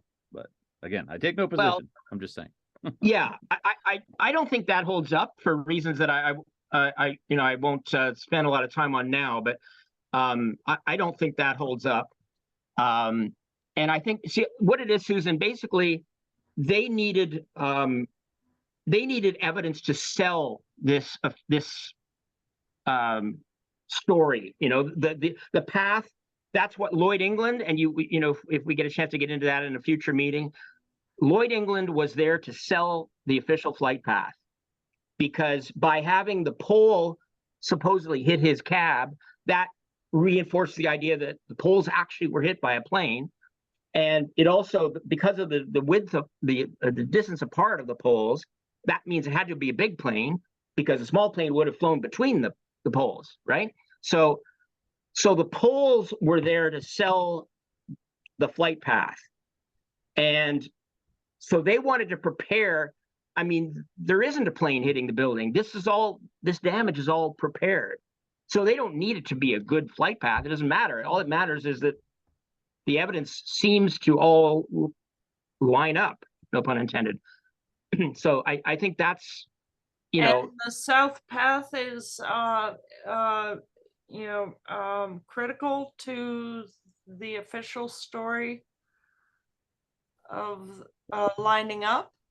Yeah, that's Well, exactly what it is. It's the South Path, which is straight, basically entirely to the south of that Navy Annex building. So it's the entire plane has to be essentially beside the Navy Annex. The whole thing is staged for that flight path. The light poles, the damage to the building, the way the C-ring exit hole, all of that lines up. So it sells the story that there really was a plane and it really did hit the building. Yep. Meanwhile, the plane didn't go on that path. So obviously there was damage to the building. It was not a plane. Right. In your view. Right. So that leaves really only two other things, as far as I can figure out. The damage to the building was either a missile or a pre-planned explosion. Yeah, I think I support the latter of the two. And I mean, I'm not an expert on missiles, and maybe there are some people that understand how that would work better than I do. But I'm trying to figure out how would a missile make a nice exit hole in the C-ring, and then there'd be no evidence of the missile. Like, why wouldn't it keep going? So I'm and also the opening in the building, I think, is too big for a missile. Like, it's the wrong shape for a missile. It's roughly kind of airplane shaped a little bit, So I don't see how the part would work. Lorenzo has raised his hand in the middle of that comment. I got my hand up, so. Okay. The couple of questions. One, Adam wanted to respond to my question about Chandler questioning his validity. Right. And give him a chance to talk. And the other thing in my mind, I always go back to where are the videos of the cameras? Right. I mean, it's the most heavily, filmed building in the world, in my opinion. And Yep. It would clear up everything. We wouldn't be having these arguments. And they won't release anything. So obviously there's something really wrong with the story. And Chandler, I forgot what his answer was to that, but he thinks that one video shot, was very clear and they could figure out the speed. He actually said that was the only video there was. And I'm like flabbergasted when he said that. Yeah, that kind of. That really threw me. Put a hole in his argument, in my opinion. But he said something else, Al. He said something else. He said that, well, he speculated that perhaps because they were renovating that section of the Pentagon, that maybe the cameras were down while they were doing the renovation. I mean, to me, that just is kind of another crazy excuse. we're talking about outside the Pentagon cameras that were Right. from the Citgo station to Yeah. the Navy Well- building. I mean, you Well, name you actually, you mentioned this, the Citgo. There's another thing that Costi does. He takes because I think we do have the Citgo surveillance, not of the building, but there's a surveillance video of the gas pumps at the gas station, and you see like a black. It looks like a black glitch. I don't know what the heck it actually is, but Costi claims that's the shadow of the plane going overhead. And it's not a shadow. You can tell it's not a shadow. I mean, first of all, a plane going 500 miles an hour. I don't know that the shadow would be even detectable as a shadow. It would be going so fast. But so he claims that's another thing. And what I think is typical of what this group does is they don't say, well, we think this could be the shadow, or it's our position. They state it. That's a shadow. Like it's a fact. It's not even in dispute. So anyway, you just made me think of that. So your opinion about the tapes from the cameras, do you have a position on that? You mean the video we've seen, or the ones that they've withheld? No, the ones that we can't get access to. Well, I mean, I think that the conclusion I would draw is probably the one that you're inclined to draw too, which is that they don't show us something that will confirm that their story is false. I mean, it's not something I've done. There are probably people that have paid more attention to like which videos are in question. And I know there's the is it the DoubleTree one across the street where it's sort of the parking lot. There are different, and there was like a Sheraton video, Right. but anyway, this is not something I know the most about, but there's none of those videos that have been released are like show what would have been a plane had there been a plane. Well, Gene has a FOIA request on the videos. Well, So And Sandra. I think it's definitely a good thing to do. That's for sure. I look forward to seeing what the result is if they or what excuse they give or whatever. Oh, Right now, it's with Mick. yeah, real- go ahead. Real quick, it's with Right. Mick Harrison, and the Department of Justice wants $24,880 to release the 100 unreviewed videos. So that's where we stand. Yeah. How much did you say? $24,880. And what we understand is if we refile with the journalist, we could waive those fees, but right now it's in Mick's court. So Yeah. Okay, So interesting. Talk about obstruction. yeah, exactly. let's let Adam talk. Sorry, yes, He thank you. wanted to respond. Thank you. I appreciate that. Some of you that I've had the chance to speak with, I say thank you. Some of you that I'm meeting for the first time, I should probably introduce myself. My name is Adam Eisenberg. I'm the founder of the Orion Project, which is a 6-person team that is dedicated to getting to the bottom of this issue.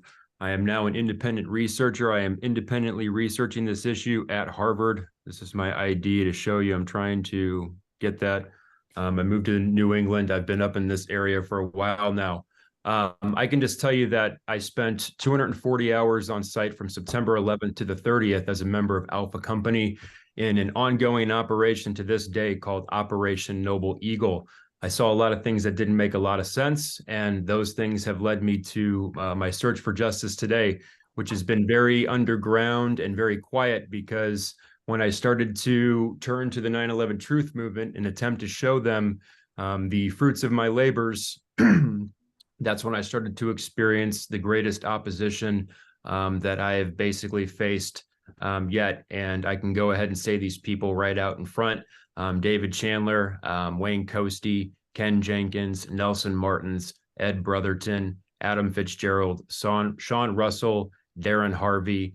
They have been operating a very coordinated effort against me. And so it's not what you believe, it's what you can prove. And so I have no doubt that David Chandler thinks that my credibility doesn't exist. it's because I can prove things that man probably, things that man doesn't probably want me to prove. I can start saying some names. I can just tell you that when I started to give presentations, names started to appear in the comments section of some of these presentations. And ultimately, these names were high-ranking officials on site. And when I started to dig into these people, I saw that they had connections that basically were off the books. And my proximity to the event, Al, ultimately opens doors that researchers, even in their best efforts, just can't open. And I don't genuinely think a lot of decent research has been done on the Pentagon, because I can prove from my own FOIA requests that they're coming back empty-handed. And a lot of reference documents in Arlington County's AAR are said to not even exist. And so the Craig has seen what I'm talking about. Craig can also attest to the emails that are now almost 3 years old, where I have tried to engage David respectfully, and engage a lot of other people on this issue respectfully, only to find that they had absolutely no interest whatsoever in engaging me. They really were only trying to get close to me so that they could either control me or attempt to smear me.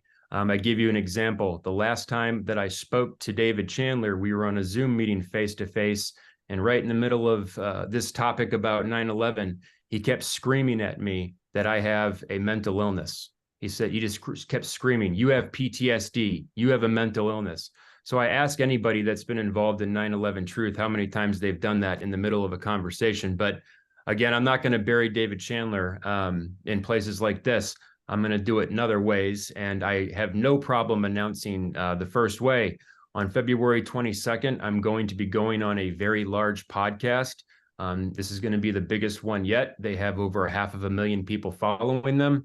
And I'm going to issue a $5,000 debate challenge to David Chandler and Wayne Coastie and Kane Jenkins. And that also extends to the entire world. There are some people in the 9/11 Truth movement who are not eligible for this because they have already not taken me up on that challenge. The following people are not eligible. That's Nelson Martins, that's Adam Fitzgerald, that's Darren Harvey, and that's Carmen Lee Wheelbarger, who is my lead suspect. And so, yes, I said it, if we were going to have conspiracy, we would need to have people. And that person is Carmen Lee Wheelbarger. I believe he was the architect to all of this.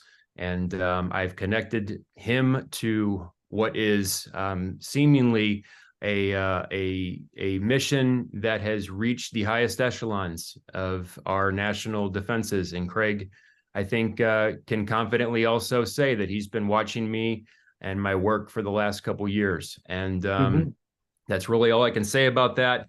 There's a lot of resources out there that you guys may not be aware of. Testimony that exists from people in the unit that I was in. We did have 500 to 700 people around the clock working in 12-hour shifts. Of course, these efforts aren't described in the 9/11 Commission report. They're not really discussed in the Arlington County AAR efforts, and they're not really out there in a lot of ways. But I've been trying to, for the last 3 years, basically get to the bottom of the people that I've got on site. And ultimately, once my work is done, I'm going to be taking this work upstairs to the Kennedy School, where James Schwartz and Agent Chris Combs are senior fellows, and they will answer to this. They have no choice but to answer to this because of testimony like mine and testimony like the one that's in here, and also testimony of Carmen Lee Wheelbarger of KLW News, who was really the person that was responsible for what happened at the Pentagon. And Adam, what was that book that you were holding up? This is a book that was written by a guy. It was edited by a guy named Mark Joseph Mongolitz. It's called Voices of the 9/11 Pentagon Recovery Effort, Essays from the U.S. Army's Old Guard. It should be known that I have no attachment to this, but I want to give you guys an example, if I can have the microphone for another 30 seconds. So it said that the FBI had total chain of custody of the evidence. Well, it says here, according to Christopher Bradley on page 23, as the DEA completed their evidence searches, they boxed up the findings and loaded them into white, unmarked Isuzu moving trucks. Well, according to the official documents, the DEA only served in capacities of evidence sifting, and they were only there on a volunteer basis. So they right here, according to this old guard soldier, was, I'm sorry, there he is. There it is. So according to this old guard soldier right here, that the evidence was basically put into these unmarked, barely movable trucks. And here, I'll just say it for you guys. As the ranking soldier in my team, I was struck driving. My team was armed and I was given a paper map with step-by-step instructions. The brakes were so bad that I remember them to this day with great distaste. We left the Pentagon, traveled to a secret government warehouse, and unloaded the evidence. The warehouse contained retired presidential limousines, huge items under thick plastic, and I'm sure the Ark of the Covenant from Raiders of the Lost Ark, but we didn't see it. That same day, we were treated with a quick visit to the DEA headquarters in Pentagon City.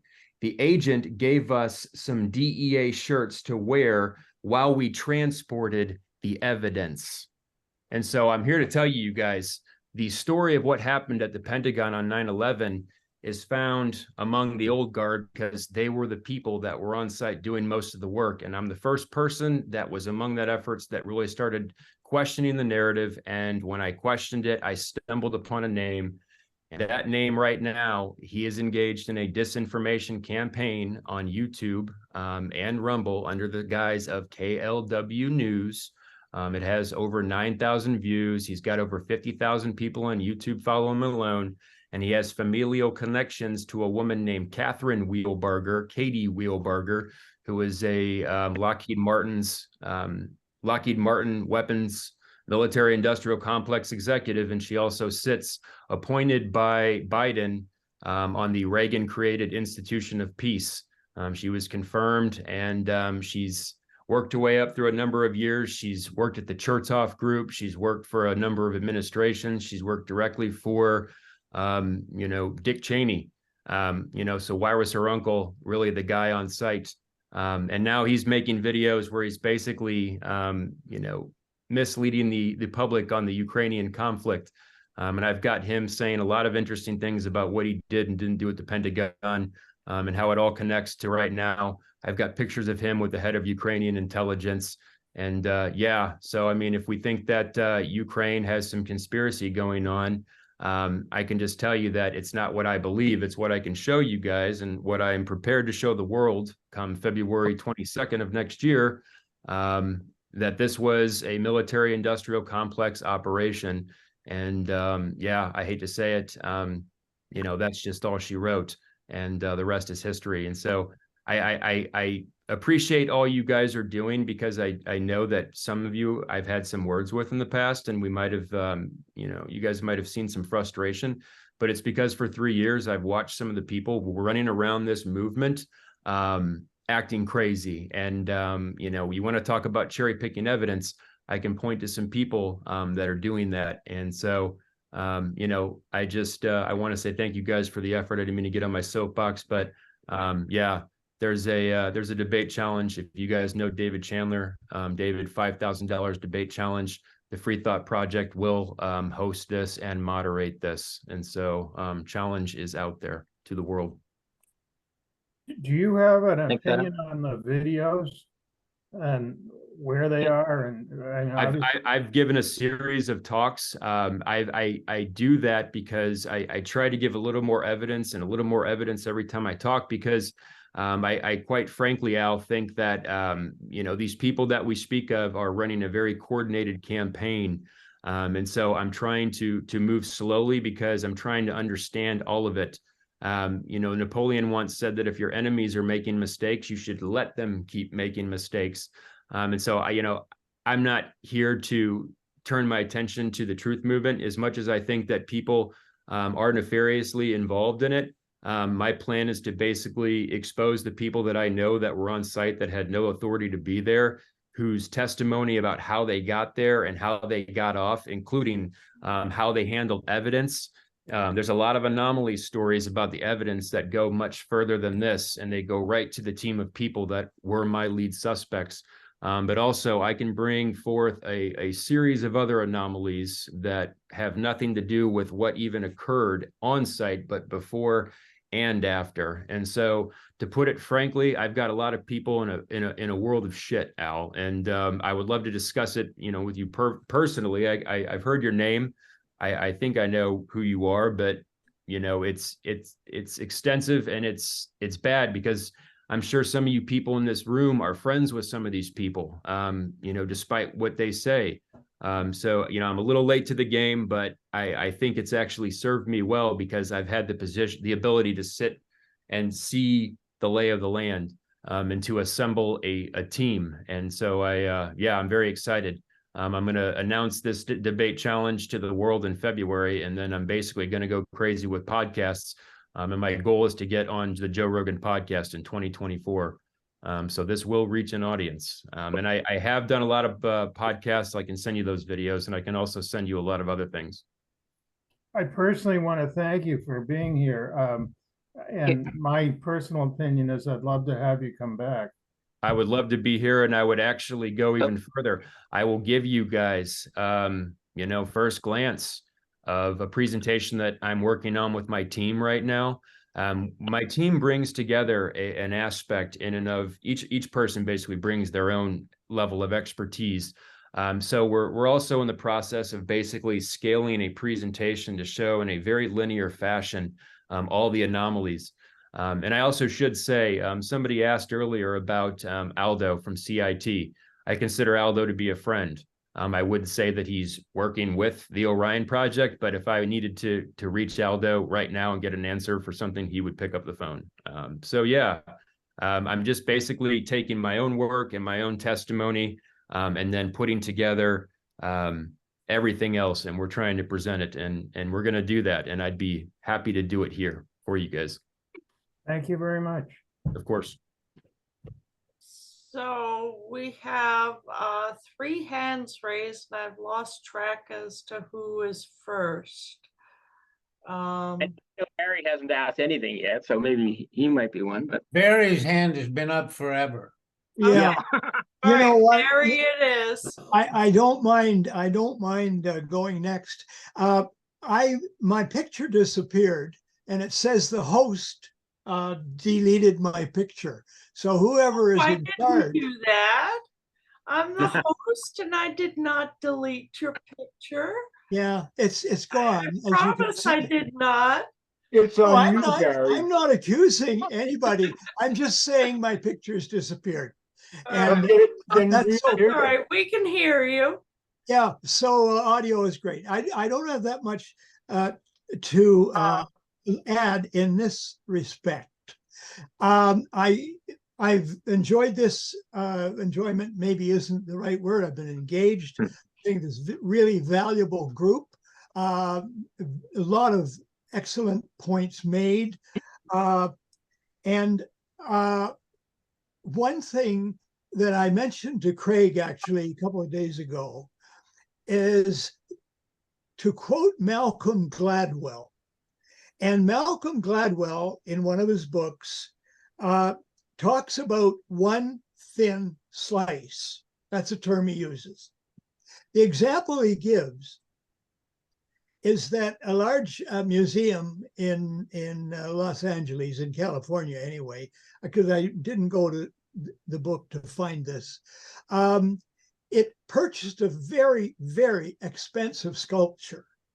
It was hundreds of thousands of dollars. And of course, these art pieces have to have provenance. There has to be a trail of ownership and so forth. And they actually put up the sculpture, and it was prideful of them. And then someone checked more deeply into the information that the guy who sold them the sculpture gave them. And what was found was a phone number in New York City in a certain year belonged to one of the owners, but it turned out that area code did not exist in that year. So this was the one thin slice to prove that the museum got snookered and was sold a sculpture, a bill of goods. Now, with the Pentagon, to me, anyway, if I was like not in a big group like this discussing all the sorts of sophisticated angles and all sorts of important evidence, such as Adam has just mentioned, super important evidence. But if I were in a smaller group or I was just talking to one person who said, you know, that Flight 77 hit the Pentagon, that was terrible. All you have to do is refer to the one thin slice of that plane, transport type aircraft that size having hit the Pentagon, and the silhouette of the alleged crash into the Pentagon does not match an airplane in any way, shape, or form. So it's actually on a thin slice, it's a fat slice. But you know, you couldn't go into all that has been gone into this evening very valuably, in some cases, without losing your audience. Okay. And in the regular world, I think it's better to stick with one thin slice and just say, how would you explain that? And they'd say, well, maybe they try to change the subject or whatever. Say, no, explain why the facade of the Pentagon does not conform to what it would if there was a giant aircraft crashed into it. Answer that. Okay, I mean, that's what I would say. And then if whomever you're speaking with says, well, yeah, I guess you got something there, then you could add, you know what? Have you ever heard that any wreckage was found in the Pentagon? Those giant engines, do you ever recall there were giant engines found? And then you could, you know, finish up in under 5 minutes with probably a convincing your audience that they were suckered into believing that a plane hit the Pentagon. But those two things just show it couldn't have been so. That's all. It's just a thought I had. And you know, we in the 9/11 truth movement, we can sometimes get into the weeds, you know, into too much detail, so that it leaves an opening for doubt where there should not be any doubt. That's it. That's my Yeah, I want to unaccompanied by a picture little rant. I would just say that I would say that an audience of truthers and an audience of outsiders that's two different animals. Right. And you know, if this was a group of, you know, a peace group that had never dealt with 9/11, you know, then I would obviously make very different choices in terms of what I would present to them. So I agree with you about getting into the weeds. I think, however, with the truth movement and the Pentagon, I think we have to get into the weeds, and I think to a degree, because first of all, the Chandler Group has attempted to insert an element of doubt in every single piece of evidence we have, even if it's completely invalid. Some people are going to be that maybe don't want to take any time to look into it, are going to basically be discouraged by those little bits of doubt. For example, they claim that the, you know, the markings on the columns and the damage indicate that the wings were sucked into the hole and the tail section was pulled down and so they can, because they dress it up like science. And that's all they do. It's the trappings of science. It's not actual science. Because they do that, some people who don't, you know, aren't inclined to take a lot of time themselves are going to sort of they're going to be possibly discouraged by that. They'll say, well, we don't really know. Maybe it did. Maybe the wings did get pulled into the building. I mean, you know, it's possible. So when I'm dealing with a truther audience, I want to nail every single piece of not only the evidence, but the disinformation that's being used to, you know, pour water into the wine, I guess. So in that respect, I think some of these weeds are necessary when we're being lied to, and when we're being, you know, by people that are supposed to be on our side. Then sometimes we unfortunately have to get into those weeds in order to, you know, the weeds have to be pulled apart from the. I don't know if that's a good analogy or not, but you get my point. So yeah, I definitely think if I were dealing with some new people, I would like I have a slide that I've shared on Facebook that's basically like 6 or 7 points, like things that David Chandler should have to answer. One of them is why didn't the engines make exit holes? You know, why wasn't the concrete foundation like torn up? You know, why were there no large pieces of wreckage on the lawn? So those basic, you know, 5 or 6 or 7 just solid points, and I think he can't answer any of those, and neither can the official story purveyors. So I you know, that would be my response to that. Well, I quite agree with you, Craig. And Yeah. that would, though they're relatively simple things that are incontrovertible about the Pentagon. So you got the shape of the alleged plane entering the Pentagon, you got the lack of wreckage, you got the suspicious wreckage, and as you say, 7 or 8 things. But I'm not criticizing this session or yourself at all. Right? No, it's just yeah. it's just my idea that sometimes in other forums that we shouldn't get into too much of a long spiel, but focus on the incontrovertible impossibilities and absurdities. And I admire, by the way, I just say I've got to go because I got to go to bed early. I've got a huge, get up hugely early in the morning.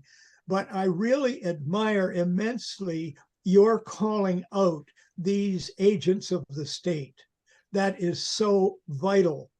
And you're doing it courageously, and you're doing it with names, and you're doing it with evidence. And this is an invaluable contribution. And so no wonder that WordPress wanted to emanate Truth and Shadows. Anyway, I'll leave it at that. Thanks, Barry. Appreciate it. Let's give Richard Kreshnik a chance. Well, hello, can you guys hear me? Bertier had his hand up first. Well, okay. Oh, okay. Yeah, Craig. Yeah. Thank you very much for what you're doing to the movement to expose these guys. I mean, it just takes a lot of work. I'm sure that the perpetrators didn't forget the plan to cover up either, and I believe that's exactly what's happening. And it should be. I mean, it shouldn't be a controversy in the truth movement that there's no real sign of a Boeing hitting the Pentagon. It should be very clean and straightforward. Exposing the government lie that there's no wreckage, and you show that to anybody, and that should wake up a lot of normies to 9/11 truth, and the movement should be united behind that. Just some, you know, I'm also I'm an activist here in Boston, and I'm also a researcher. I have a degree in aerospace engineering. I'm a licensed professional engineer, so.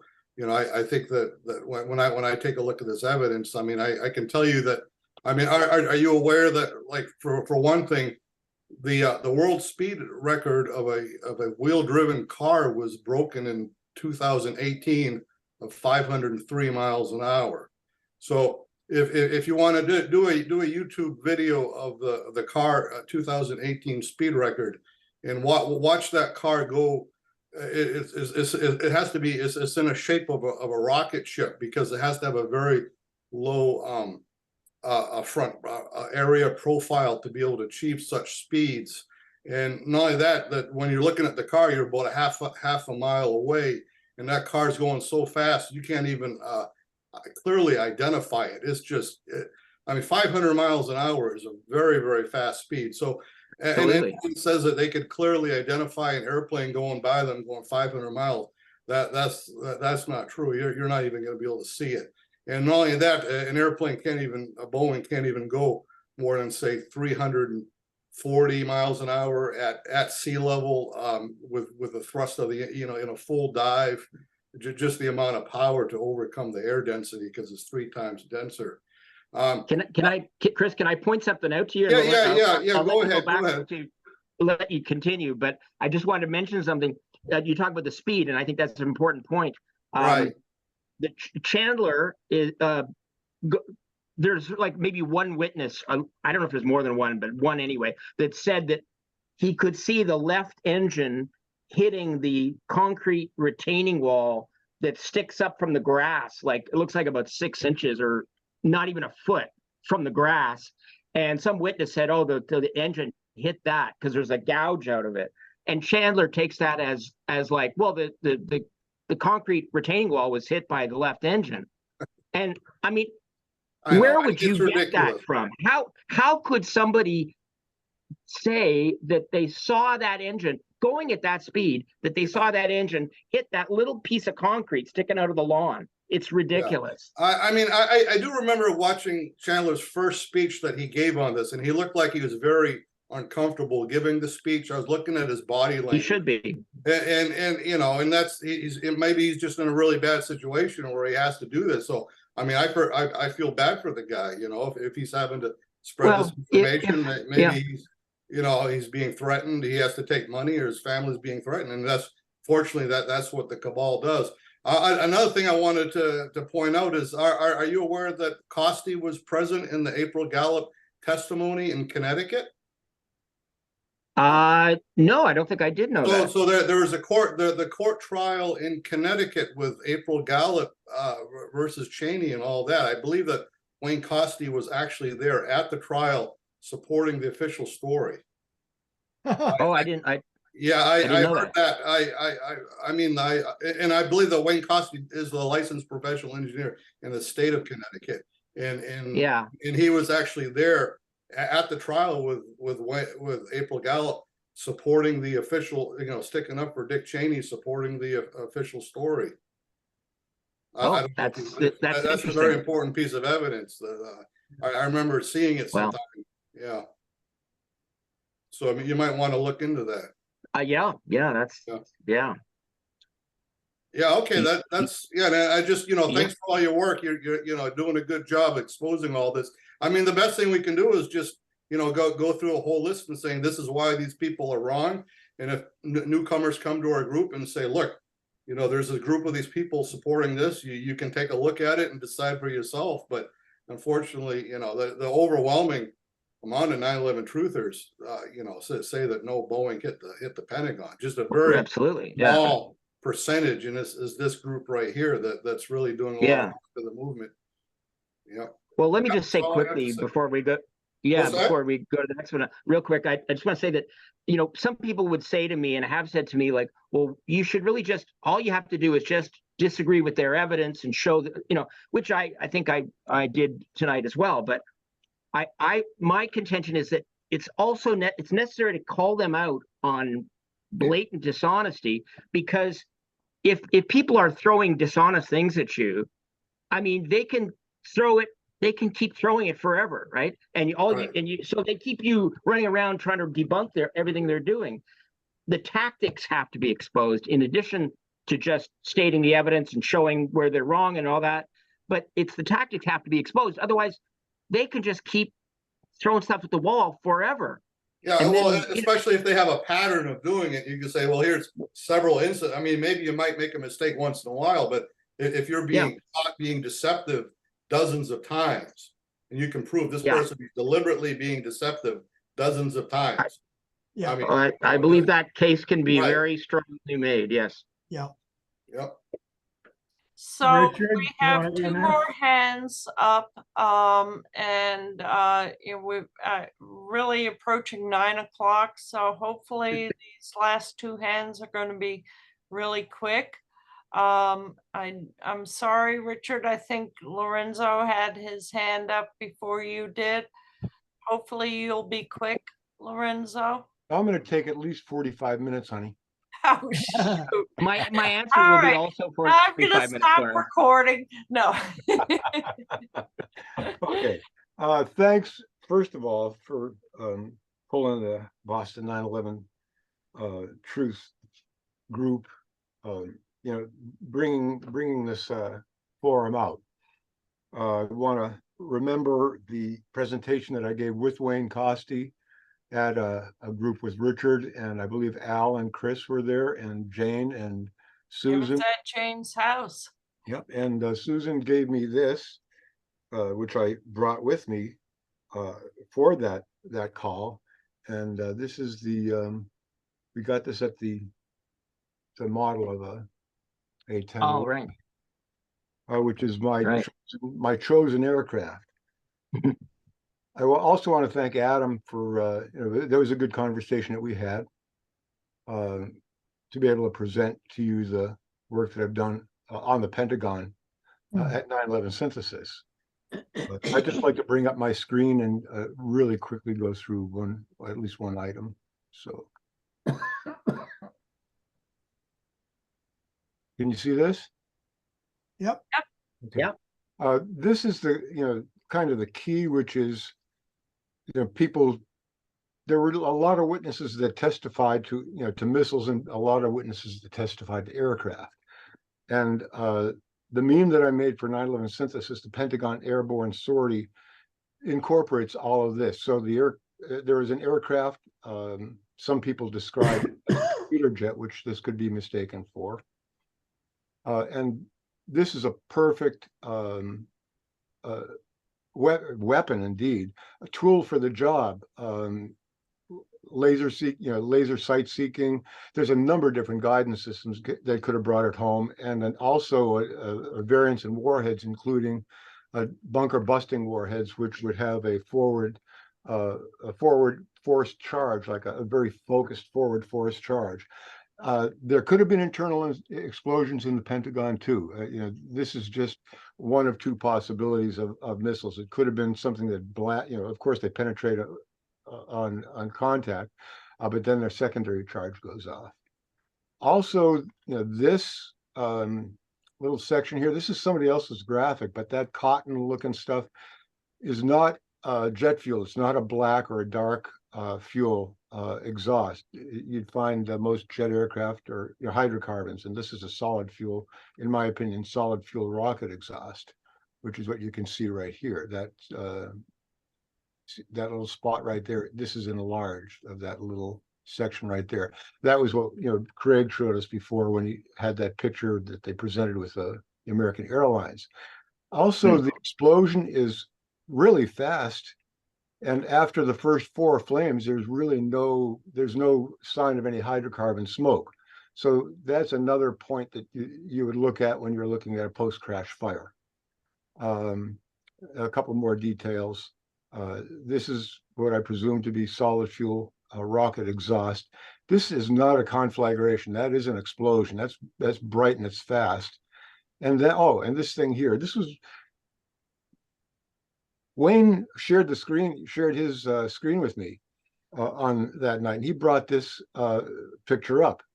And that was when I took the model back from him, this A-10 Warthog model back from him, and sort of made an approach, then a climb and a right bank.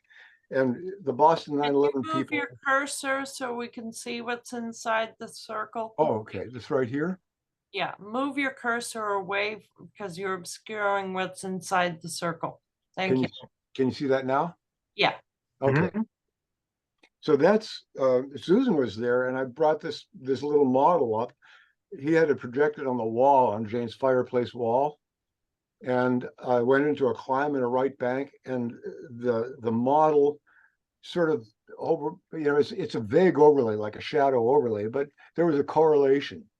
So I believe that may have been the aircraft that Roosevelt Roberts testified to flying over the Pentagon. He also said that Right. the aircraft circled around. Yeah. Also described it as a second aircraft because by then, by the time his testimony came out, everybody knew that the first aircraft struck the Pentagon, according to the government and the media. So there's Right. another diversion, another plan in the whole deceit Right. event. Oh, yeah, But we know, sorry, just to interrupt for a second, Lawrence, we know that the plane that he's describing couldn't be, like, there's a C-130 that arrived in the area, but it was like 2 minutes later, 2 or 3 minutes later. So the plane he's describing, there is no other plane. No, there was no other plane. He only assumed that it was a second plane because he had heard that the first plane. So his testimony said the second airplane, but it was really the only aircraft. I concur. He also said that it circled back and loitered in part of his testimony. And he described it as if he came back to see if the work was done, to see if he was successful. He was assuming or making an allegation without any real evidence. I don't remember that. Okay. Again, all these flight paths, the right bank and the climb, the direction of the aircraft, and having it fly over his area of the Pentagon. Okay, this is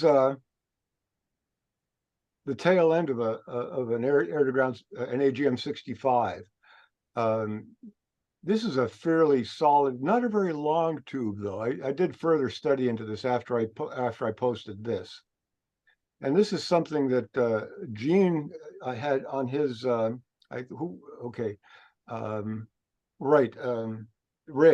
Ray shared this picture. It took me a while to find it, of a piece of shrapnel that was stuck in a tree, explosively ejected from something. It could have been a section of the AGM-65, possibly part of the engine. Just another piece of hard evidence that's stuck in the site that needs some sort of interpretation to tie it into the whole story. This is the latest.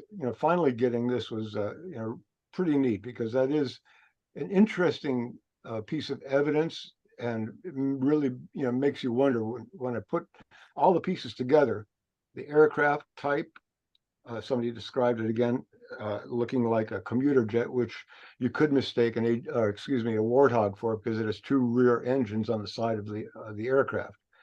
It has straight wings, but there are some commuter jets that have straight wings too.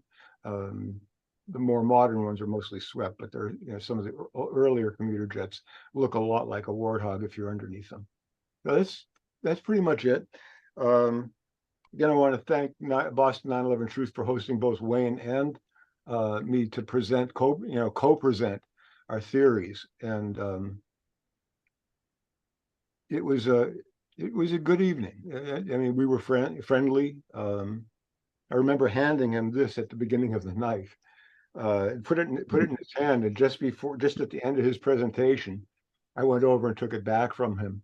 And that's when his piece was on the screen, and I was able to fly my warthog into over the Pentagon. That was cool. All right, thanks, Susan. Thanks, Boston 9/11 Truth, and thanks, Craig, for joining us. And thank you. All right, Richard. Richard, you're up.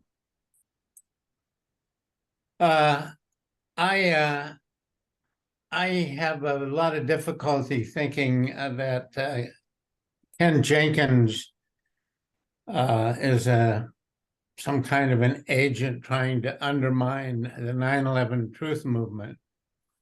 I was so impressed with his work for so many years. I mean, he lost his job exposing the lie about how the fire would affect. Are you mixing him up with Kevin Ryan? Oh, I'm sorry. I'm talking about Kevin Ryan. Now, is Kevin Ryan not part of this group? Yes, he is part of this group, but That's right. Okay, so I'm sorry. He's I'm not one of the most active ones, but he's definitely in support of them. Yeah. So I'm talking about Kevin Ryan. So right. Kevin Jenkins has that film festival, 9/11. Yes, I'm sorry. Yes, I know who. Yeah, okay. So you know, Ken Jenkins and his work has always made it very clear that it was an inside job. His evidence. You mean Ryan now? Ryan, You I'm said sorry. Talking said about Forgive Jenkins me, again. forgive me. Kevin Ryan has always Yeah. made it clear that it was the government that did 9/11. All of his evidence supported that way. He did that book where Yeah. who are the 20 people most likely to have been the key people in 9/11? On and on and on. All of his work is you know, it's sterling. It's among the best that the 9/11 movement has put out, the most effective, and I always thought the most strictly, rigorously scientific. And the notion that he ended up deliberately undermining the movement by supporting a theory that he knew was false. The only way I can imagine that possibly being true is as if his life depended on it or something like this, which is of course possible. So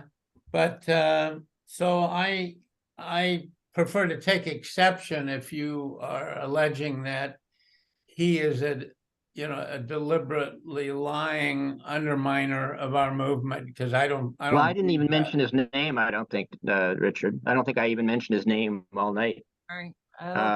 Yeah, but you're saying he's part of this group, so I don't know. Well, you asked me if he was part of it, and yeah, and he is. I mean, and I'll then say also I was so impressed. I only was with Wayne in person once at the gathering of the United National Anti-War Coalition in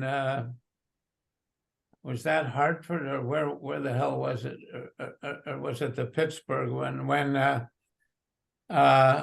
he definitely shows up at all these events. I mean, I was with Wayne Costa at the Occupy Building 7 event in New York.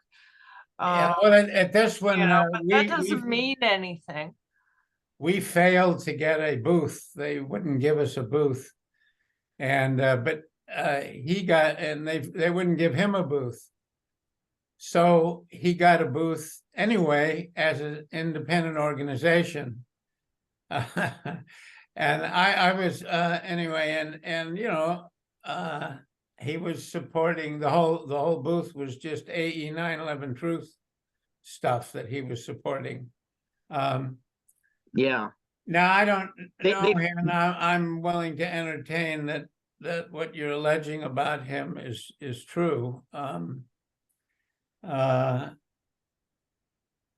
But on the other hand, you know, he has supported other, you know, allegations about the Twin Towers and Building 7 that make the government the culprit. You know, so he's done both, which doesn't mean he's not doing what you say he was doing. No, it doesn't. Right.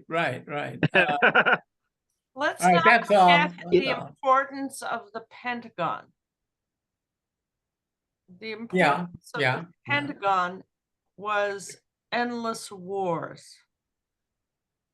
Without the Pentagon being attacked by so-called terrorists, we would not be fighting endless wars today.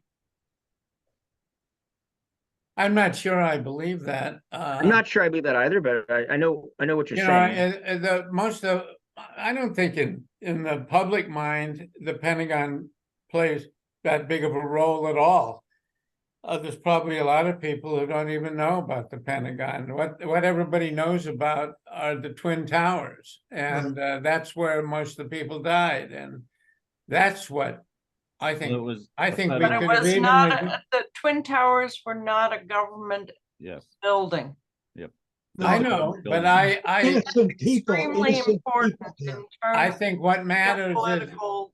what One at a matters is time, one at a time, please. what matters is that somewhere approaching 3,000 people have to die. That's what does the trick.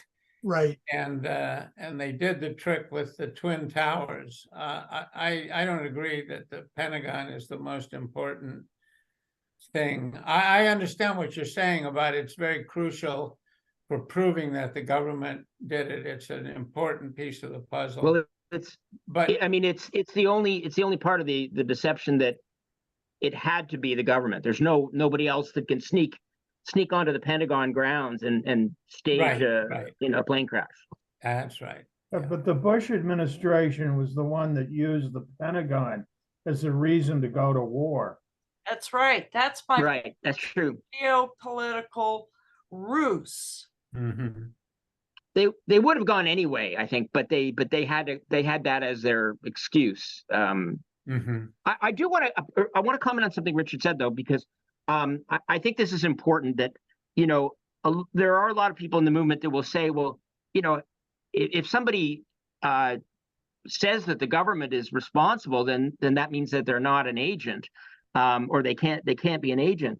I don't think that's the case, and I think honestly, if you're trying to, I mean, obviously there are the Richard Shermers and the Mick Wests of the world, you know, who are probably on some payroll somewhere.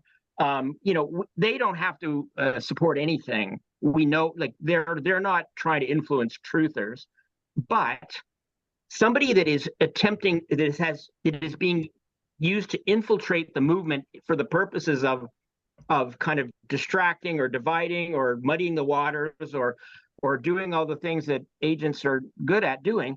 I think they're going to have to be on board with the towers being a demolition. Otherwise, no truth will take them seriously. Yep.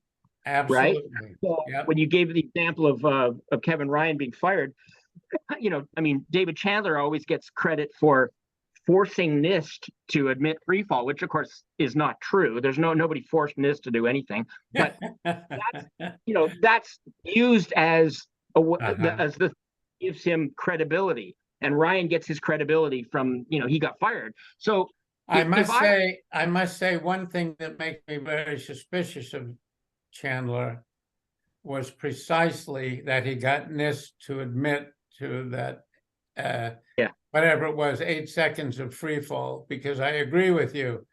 Nobody can make NIST agree to anything. And so that does make me suspicious of him.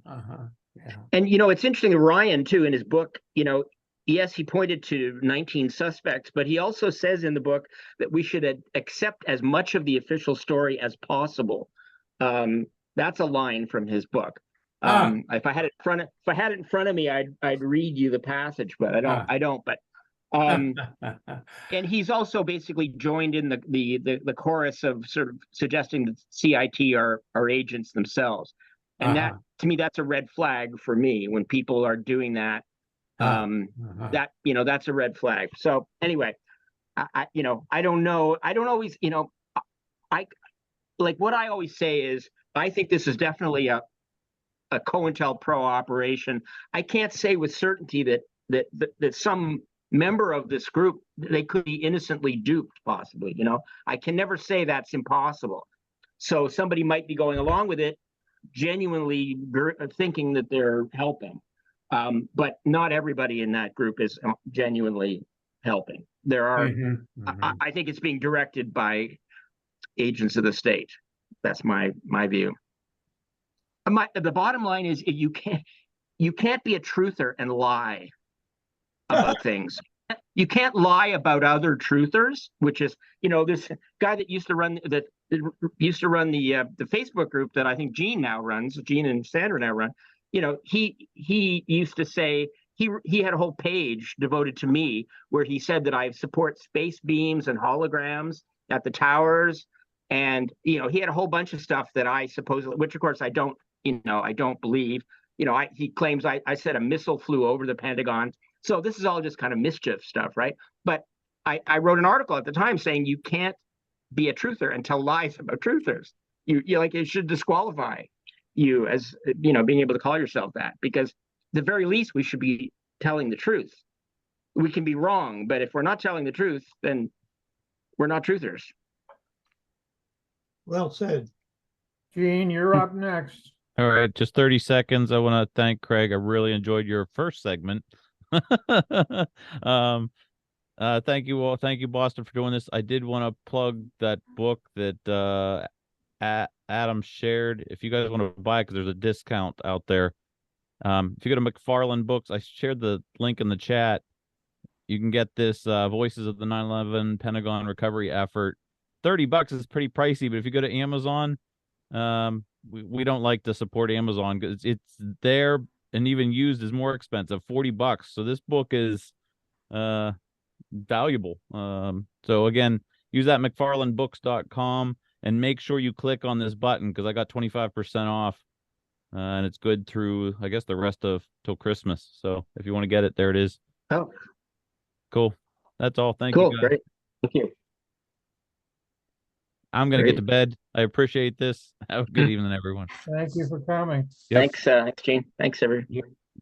We have our Boston 9/11 agenda, but I think it's so late, we might have to punt on it. For those of you that want to leave, that's fine. We did want to mention the Boston Tea Party on the 16th of December, looking for volunteers. It's the 250th anniversary of the Tea Party, so there should be a ton of people out there, and we'd like to get our literature distributed. Chris and I have done it in the past, and I've cornered Chris into agreeing that he would come again as John Hancock. And and I'm planning on going down myself. So anybody else that wants to join us, please come. Yeah. So Al, it's actually on the 16th. It's a Saturday, so Saturday, right? it's not going to interfere with anybody's work or anything, Right, exactly. Yeah, including yours. Yeah, and I mean it is the 250th, so it might be bigger than the other ones too. Yeah, it should be. Yeah, it's a big deal. Well, we can get a lot of literature distributed, Yep, we'll talk further on that. That's a good one. Well, why don't we put out on our listserv the meeting time and place?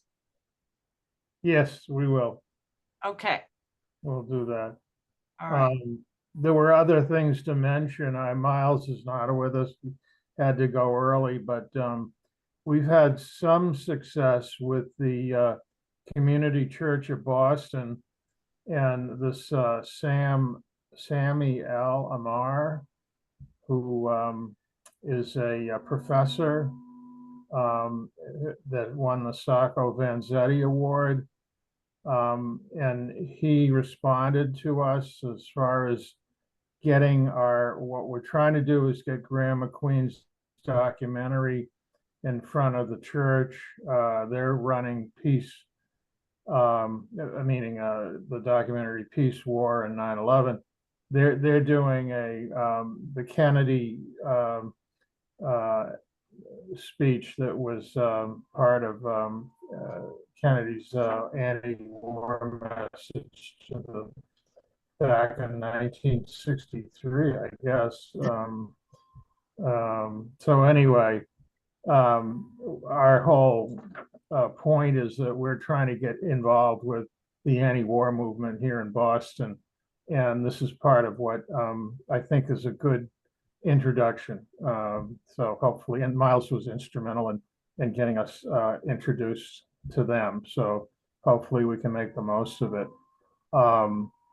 For those of you that don't know, we're also pursuing a couple of theaters to show it, right? Yes, yeah, we still have talked about that as well. The Watertown Library or the West Newton Cinema.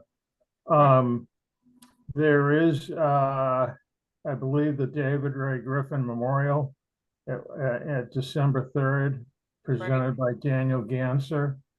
For those of you who want to connect with that. The Gene, I guess, is left, or is he still here? I don't know. Left. The aerial banner that flew over MetLife Stadium this past Friday, and I thought I heard Gene say that it got 250,000 hits on Instagram. I don't know if that's right or not. I thought I heard him say that, but in other words, it got a lot of play, and Nice. That it was really an important thing because all the eyeballs, over a football game I mean, it made me even more interested in trying to do it on January 7th when the Jets come to play the Patriots here at Gillette Stadium. Whether we could get a banner up over that game. I think that game might be at night. I think Sandra had mentioned it was a 7 o'clock game. I tried to look it up and it didn't say what time it was. So it may nix the idea, but we have to do it during the daylight hours, obviously. So anyway, and anybody that wants to get inspired by the Tea Party, I posted or Sue posted on our agenda the link to the 2006 Tea Party, which was whenever I get down about 9/11, I go back to that, and it was the most exciting thing I ever attended, and it was a lot of fun, and really I think anybody that watches it, would understand who we are, and I mean, it was just a huge event, and so I would recommend going to that. If you're interested in the Tea Party in particular. But So would you like me to send out a mailer there about like the time that we got to meet there, and then the agenda and the maps and all that? Yeah, absolutely. Okay, Yeah. well, I'll send it to you, Sue, and then you can forward it to everybody, because I don't really have access to the email list now. I'm not sure You know who. what cats our group are, they don't commit and then they all of a sudden show up. So just let them know where to show up and Yep. they may show up. Well, the same people that I sent last time. Okay. I'll post it on our website too, so they can see the end of the. Yeah, because I mean, there's two parts of that to get your bang out. I mean, there's the town hall meeting where they're standing in line. Right. But then after that, there's the actual a theater event where they're looking at a play at the 4 Point Channel. Yeah, and they're all gathered on the shoreline there. Right. And while they're gathering, you certainly have an opportunity there for like 15, 20 minutes to pass out a lot of flyers where people are just standing there waiting. Right. Performance to begin. Yeah. What flyers you are gonna have handy? The Halsey report and then the lawyers committee. Yeah, normally the Halsey report flyer is really good about Building 7, and that website is still active. That it points to and I still have a ton of A&E, the glossy fold-outs that A&E put out, so I still have those as well. Good.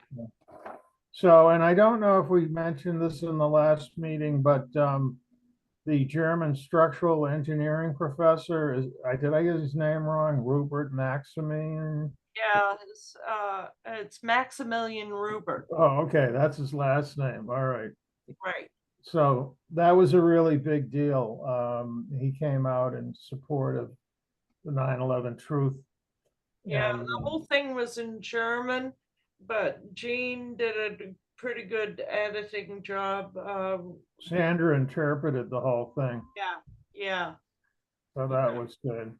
Yeah, so I think I shared the video with these English. Right. I shouldn't say subtitles because they were at the top, but it helped. Yeah. So I don't know if I mentioned Jimmy Dore's upcoming interview with Leroy Halsey. That's going to happen. That's a pretty big deal. He's got a huge. We know when that's happening. It's what? When it's happening? I don't. But if you go on YouTube and you search for Jimmy Dore, all of his YouTube postings will come up. Actually, can I just ask? I'm just curious how that Did it come to your attention because of through Jimmy Dore's posting, or how did you find out that he was going to be on there? I think Gene sent it out. It was on Facebook. He And was interviewing, Jimmy Dore was interviewing someone else. Who was it? And they said during the interview, you should have Leroy Halsey. And he said, we're definitely going to do that. yeah, Uh-huh. I don't remember when that. Who was he interviewing when Jimmy Dore responded that, yes, we'll definitely do that? I do not remember. I don't remember either. I'm sorry So- to say.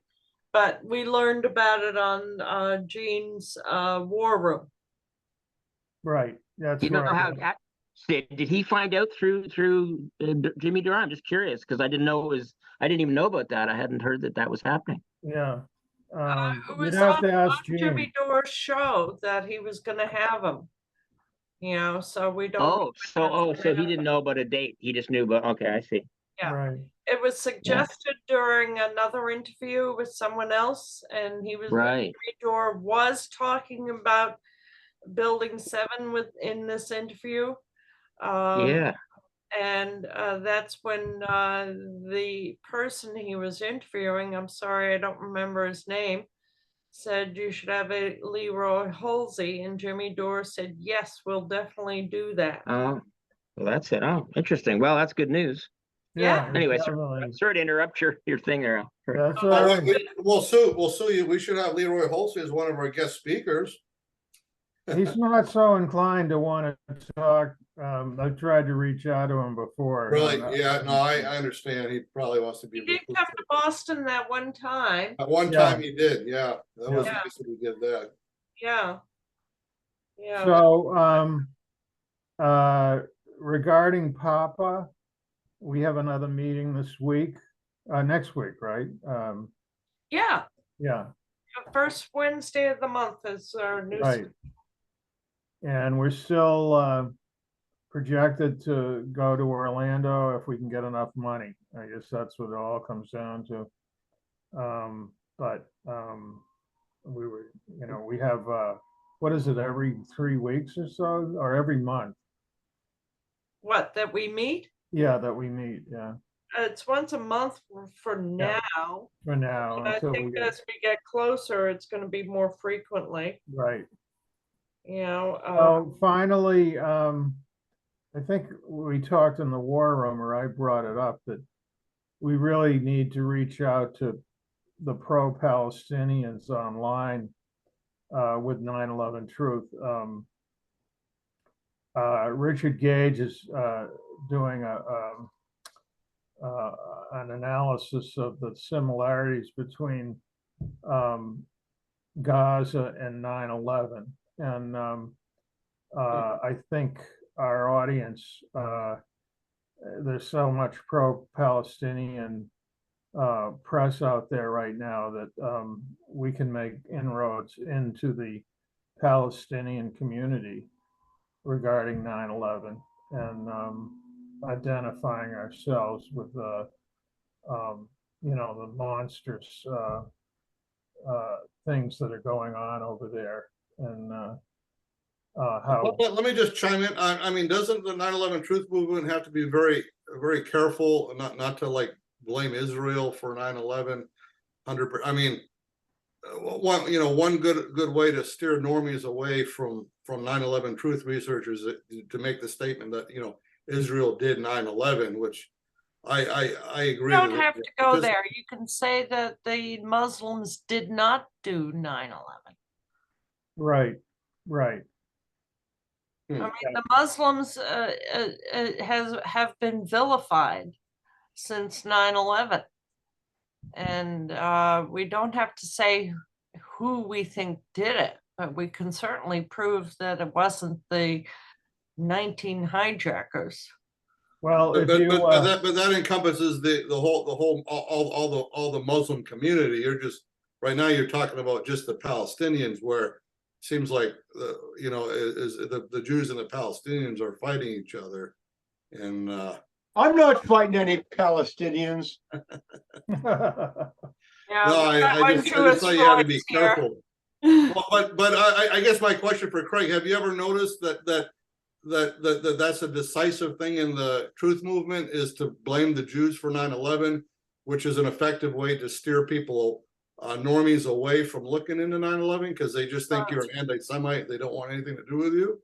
Well, I would maybe say Israel. I wouldn't necessarily say the Jews. I would say Right. there is some evidence that of Israeli involvement. Oh yeah, But there is. I wouldn't necessarily lead with that. What I find is people often will try to get you to say, well, who did it? Like, if you don't think the government, if you don't think the Muslims did it, well, who did it?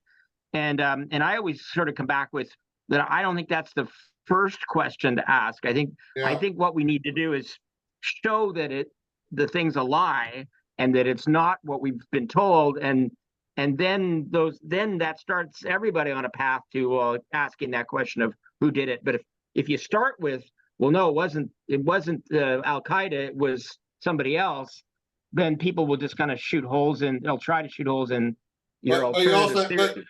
Yeah, but there are people in the movement that really think that Israel was the big mastermind. I mean, they forget to look at evidence like Bandar Bush meeting in the Truman balcony 2 days after 9/11 with the Bushes. I'd like to say something. Right. Maybe both are true. Right. So I'd like to say something. Collective, I believe it's Saudi, US, Israel, even the Brits all collaborated. Yeah, I agree. Yeah. It was so the I would just call globalists. a Zionist a Zionist. It was the globalists. The globalists, right? Yeah, and they had control of these countries. Well, you're talking about oil and you're talking about a new Suez Canal that runs through Palestine. Those are all reasons for creating the war. Yep. And pulling off 9/11. Mhm. There's plenty of players involved in 9/11. Oh, yeah. But Mossad was definitely a part of it. There's no question about it. Yeah. I would agree. Anyway, I think that wraps up what we were going to bring up for our agenda items. Unless anybody else has anything they want to share for action items. I think we covered what we needed to tonight. All right. Well, thank you, Al. Thank you, Craig. I think this was an extremely productive meeting. Thank you for inviting me. Oh, I hope you come back. I'd be glad to. Stay on our email list. Well, I guess I am, since I'm getting I got the agenda and the thing, so I don't know if that means I'm on the list. Because you're the guest. Oh, because I'm the guest. Okay, well then feel free to put me on the. Is there something I need to do, or do you just do it yourself, or? No, she can do it. Yeah. Okay, that'd be You're great. already on the I'd love to email come back. list, but if you don't want to be notified of future meetings, just let me know. No, I'd love to be notified, and if just to let you all know too that since we've done the teleconference has now gone Zoom also, that if you want to be on that mailing list and you're not, let me know and I can add you. Okay. And I know you're already on there, Sue, and I think and I know Al is about Chris. Maybe you're not, but I can put you on if you like. Yeah. So Craig, you're always writing articles about 9/11 research. You'll continue to do that, right? And then but you have to look at the truth wherever the truth takes you too. So you might be open to some. I tried sharing with some of my research with you. I don't know if you had a chance to look at it, but I did have. I'd like to talk to you maybe personally sometime about it. Yeah, sure. Maybe I can expand, because the whole thing about all these researchers together have to come together to share our information, and yeah, I've done a lot of independent research. Yeah. Great. Right. And yeah. Well, thank you very much. It's well past my bedtime. I got to have a work day tomorrow, and I'm going to sit here for 2 hours after this call watching paint dry while the recording downloads. It's a good thing. I will add that Adam was quite a guest tonight. Yeah, maybe fascinated by we'll what have he- him as a guest in the future. Yeah, Well, That'd be good. yeah, you should have. I'm one of the people that works with Adam, so I know his story. So yeah, he would If be a you could good share person. his- I assume you emailed him because I do not have his email. Yeah, I did tell him about it, I and have once it. I I think found I out have that, it, so one of us will get it to you. Yeah, yeah, yeah, I can certainly supply that if you needed to. yeah. And if you Good guys want, written if you're open to a Lloyd England presentation sometime in the future, Yep. I know you probably don't want to do that Definitely. too soon. You had enough of me, but I'm I've got a whole PowerPoint for that I think would be Well, we're interesting. quite ecumenical.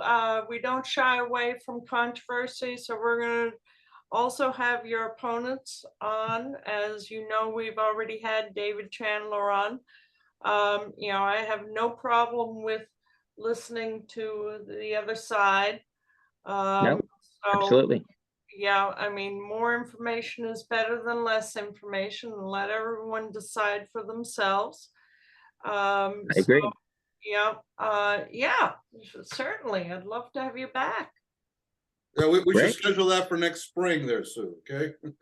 All right. Talk about Lloyd England, a whole presentation on that. 'Cause that's very important evidence. Yes, Yep, I think so. very good. thank All right. you again, Craig. Well, my pleasure. Thanks. I really enjoyed your group, and I'd love to come back just to even not to present necessarily, but just to be on the call because You're it's a more good than group you've got. welcome just to listen in. Oh, You you're don't on have the to- list now. Great. Appreciate it. Appreciate it All very right. much. Okay, You'll All right. be Night, sorry. everybody. Good Okay. night, everybody. good night. Bye. Good night.